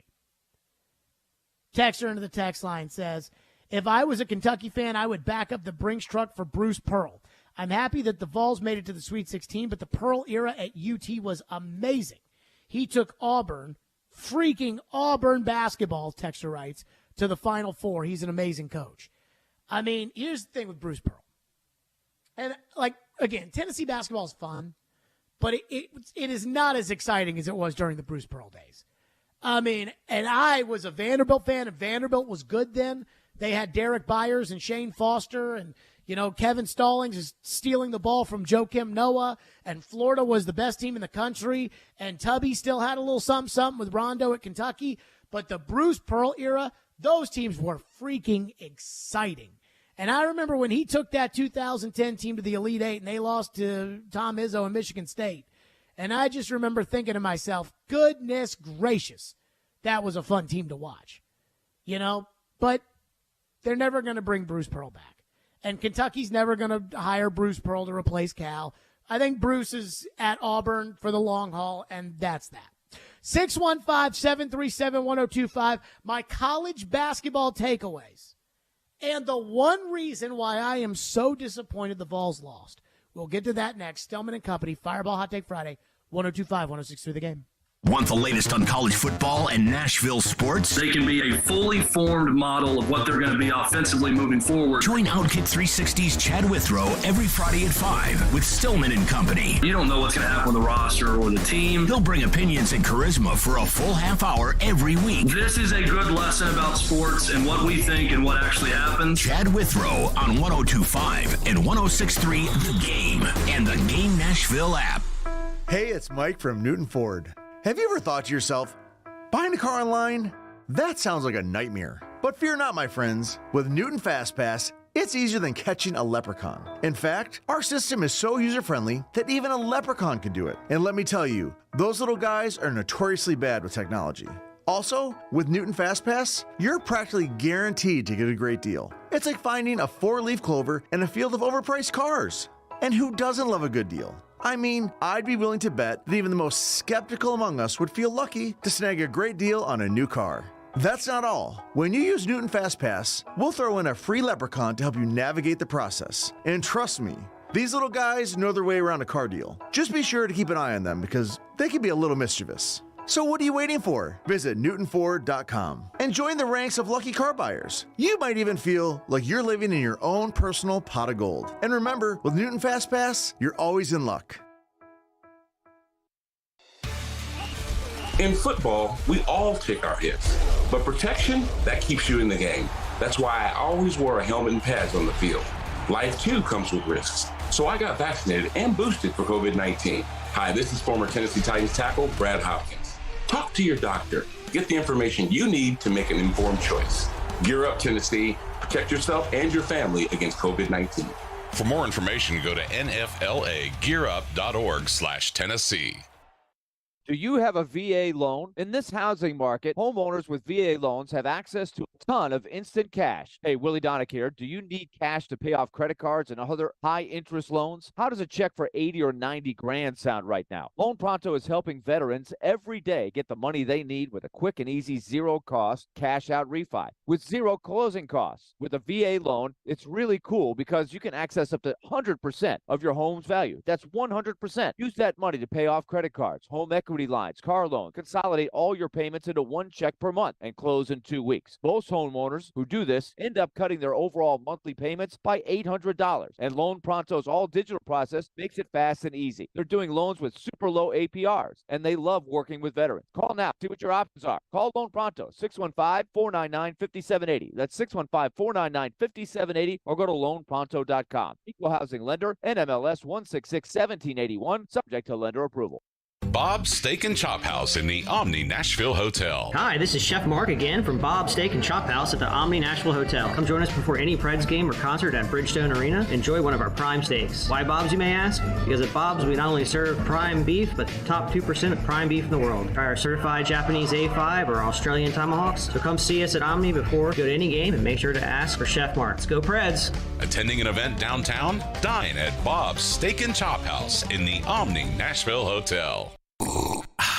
Start your day with a cup of Joe. Ugh, he's gonna think that's stupid. Wait, what? Robbie Stanley and Joe Rexroad are Robbie and Rexroad. There, that sounds better. Thank you so much. Weekdays from 6 to 9 on 102.5 and 106.3 The Game and the Game Nashville app. Strong opinions and a strong personality on your drive home. This is Stillman and Company, presented by TriStar Moving on 102.5 and 106.3 The Game and the Game Nashville app. Michigan State, where they take a quick 2. They're down 3. Here's Hauser, gives it up. Clock ticks. Hall finding Walker. Walker already stripped by Noel. Ball is loose. Noel comes out of the pack. Noel dribbles, and he lays it in. Count the basket, and Kansas State wins it.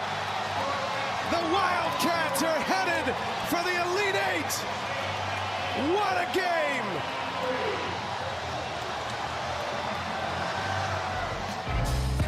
There you go. That one was crazy last night. Kansas State, Marquise Noel. So we'll get to the tournament thoughts in just a second. But right now, San Diego State leads Alabama 8-7. That game being played in Louisville right now on TBS. And apparently Brandon Miller has 2 fouls for Alabama, so he's on the bench. So keep an eye on that one. But here are my NCAA tournament thoughts at this point. And we do have a bunch of great games tonight. Miami and Houston tips off in about, 20 minutes. Princeton and Creighton tonight. Xavier, Texas. I hope Texas wins. I want Rodney Terry, the interim head coach there. I want him to get the head coaching job, so I guess I'll pull for them. But here are my NCAA tournament thoughts. Number 1, Rick Barnes is what he is at this point. He's good enough for UT. He's never going to get through to the Final Four, even when the red carpet is rolled out for him. He's certainly never going to win a national championship. He is what he is. He's not going to change, but that should be good enough for Tennessee. Number 2, UConn is the best team I've seen in this tournament.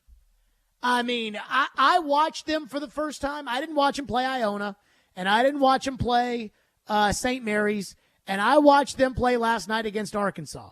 UConn is freaking loaded. Every time they come down the floor, and I heard on ESPN, on SportsCenter, they were talking about UConn's efficiency. And when I hear like KenPom efficiency and things like that, I picture, some guy, some analytic guy that's, their net rankings at the analytics of how fast efficient they are and, like whatever, let's actually play the game. No, they are that efficient. I mean, they are efficient. They never miss a shot. And if they do miss a shot, then they turn around and they get the rebound and they put it back. And this Sonogo that they had in the post, he looked like Shaquille O'Neal. They'd set a pick and roll every time. And then Arkansas would switch it, and he'd slip it, and they'd dump it down to Sonogo, who'd be guarded by a guard at this point, and he'd turn around and lay it in. It looked like Shaq or Patrick Ewing back in the day. So I think Connecticut, Kansas is already out in that bracket. They'll end up playing Gonzaga. I think that Connecticut's going to win that region, and I think Connecticut's got a real shot to win the national championship. That's the best team I've seen. They are freaking stacked. Speaking of Gonzaga, all hail Drew Timme. Drew Timme's in his 32nd season in college basketball. I believe he started playing college basketball when Tom Brady was still at Michigan. And it's amazing to me that Gonzaga, who last year was a number 1 seed, got bounced in the Sweet 16, this year had a disappointing season by Gonzaga standards, and here they are in the Elite Eight. And guess what? The number 1 team in this tournament, Alabama, got beat by Gonzaga. So Drew Timme did his thing last night. Was disappointed in UCLA. I really like UCLA, and I really wanted a blue blood in there. But Mark Few, Gonzaga, Drew Timme, all hail. And it's crazy to me, again, that last year they had a team that people thought was capable of winning the title. And everybody thought they were for sure going to win the title 2 years ago. Last year they have Chet Holmgren, that big, skinny 7'3" center, and they get beat by Arkansas. This year they're in the Elite Eight. So congratulations to Drew Timme, and I'll still take Connecticut to beat him, but he's back in the Elite Eight. Good for him.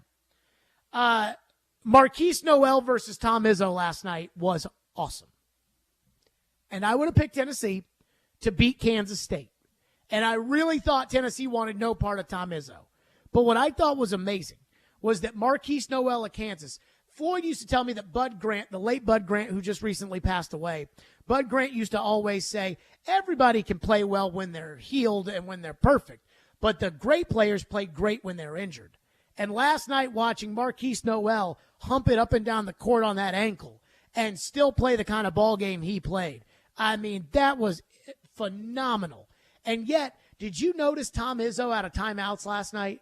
I mean, it was like clockwork. You could see the smile on his face after he draw up some beauty. I mean, that was a special Sweet 16 game to watch. Marquise Noel versus Tom Izzo. And Marquise Noel might be the best individual player right now in this tournament. And finally, tomorrow, and I know a lot of Tennessee fans, they may not want to watch this. I remember when I grew up a Vanderbilt fan.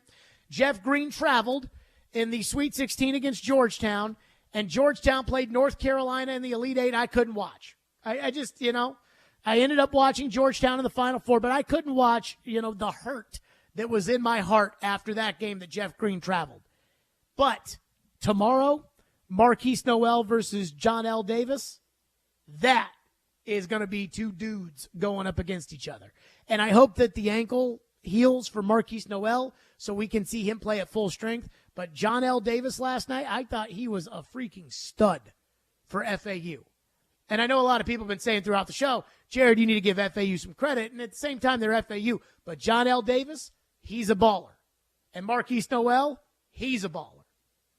And then my final thought, give the women's tournament a chance. It's a really exciting tournament. And Louisville plays at 9 o'clock tonight, and we got a tough one with Ole Miss, and hopefully we'll get that taken care of. Now, I didn't really have a dog in the fight as far as Tennessee winning or losing. I grew up rooting against Tennessee, and I think naturally probably I fall into that sometimes. I wouldn't call myself a Tennessee hater, but I do enjoy it a little bit when they lose. But I was rooting for Tennessee. And here's why I was rooting for Tennessee. Because at the SEC tournament, Matt Jones, Kentucky Sports Radio, came on our show and was firing off digs left and right at Tennessee, including this one, comparing Tennessee to an Applebee's. Kentucky is like a prime steakhouse, right? You go in and you expect amazing steak. And if on one night it's not great steak, you're disappointed because you're used to great steak. Rick Barnes and Tennessee are like Applebee's. You know what you're getting. You're going to go in, you're going to get some flaming fajitas. They're going to be fine. The bourbon chicken is fine. You're not expecting a great meal. So if you go to the second round or the Sweet 16, it's fine. It's like, hey, I went to Applebee's. I had a nice, margarita, and we all go home. And I was so excited to bring Matt Jones on the program after Kentucky lost again. Had made it to a Sweet 16 in 4 years. I was so excited if Tennessee had made it to the Final Four. Kentucky hasn't made it to the Final Four in 8 years. And I was excited at the idea of bringing Matt Jones on this program Monday. And Matt would have done it, and I would have said, what do you think now? Do you owe Tennessee an apology? Do you think Tennessee might win the championship? And he'd have had to shoot it straight. That's how he is.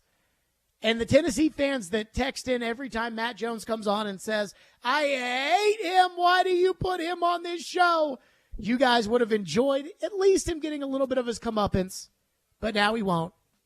And when you listen to that cut right there, kind of sounds like he's right. And I hope Tennessee fans enjoyed their trip to Applebee's this season in Madison Square Garden. That's going to do it for us. Everybody have a great weekend. Enjoy the basketball. Again, give the women's tournament a chance. We will have a wild and crazy show for you on Monday. Coming up next, my breakdown of how this happened in Tennessee and what it means. We'll see you.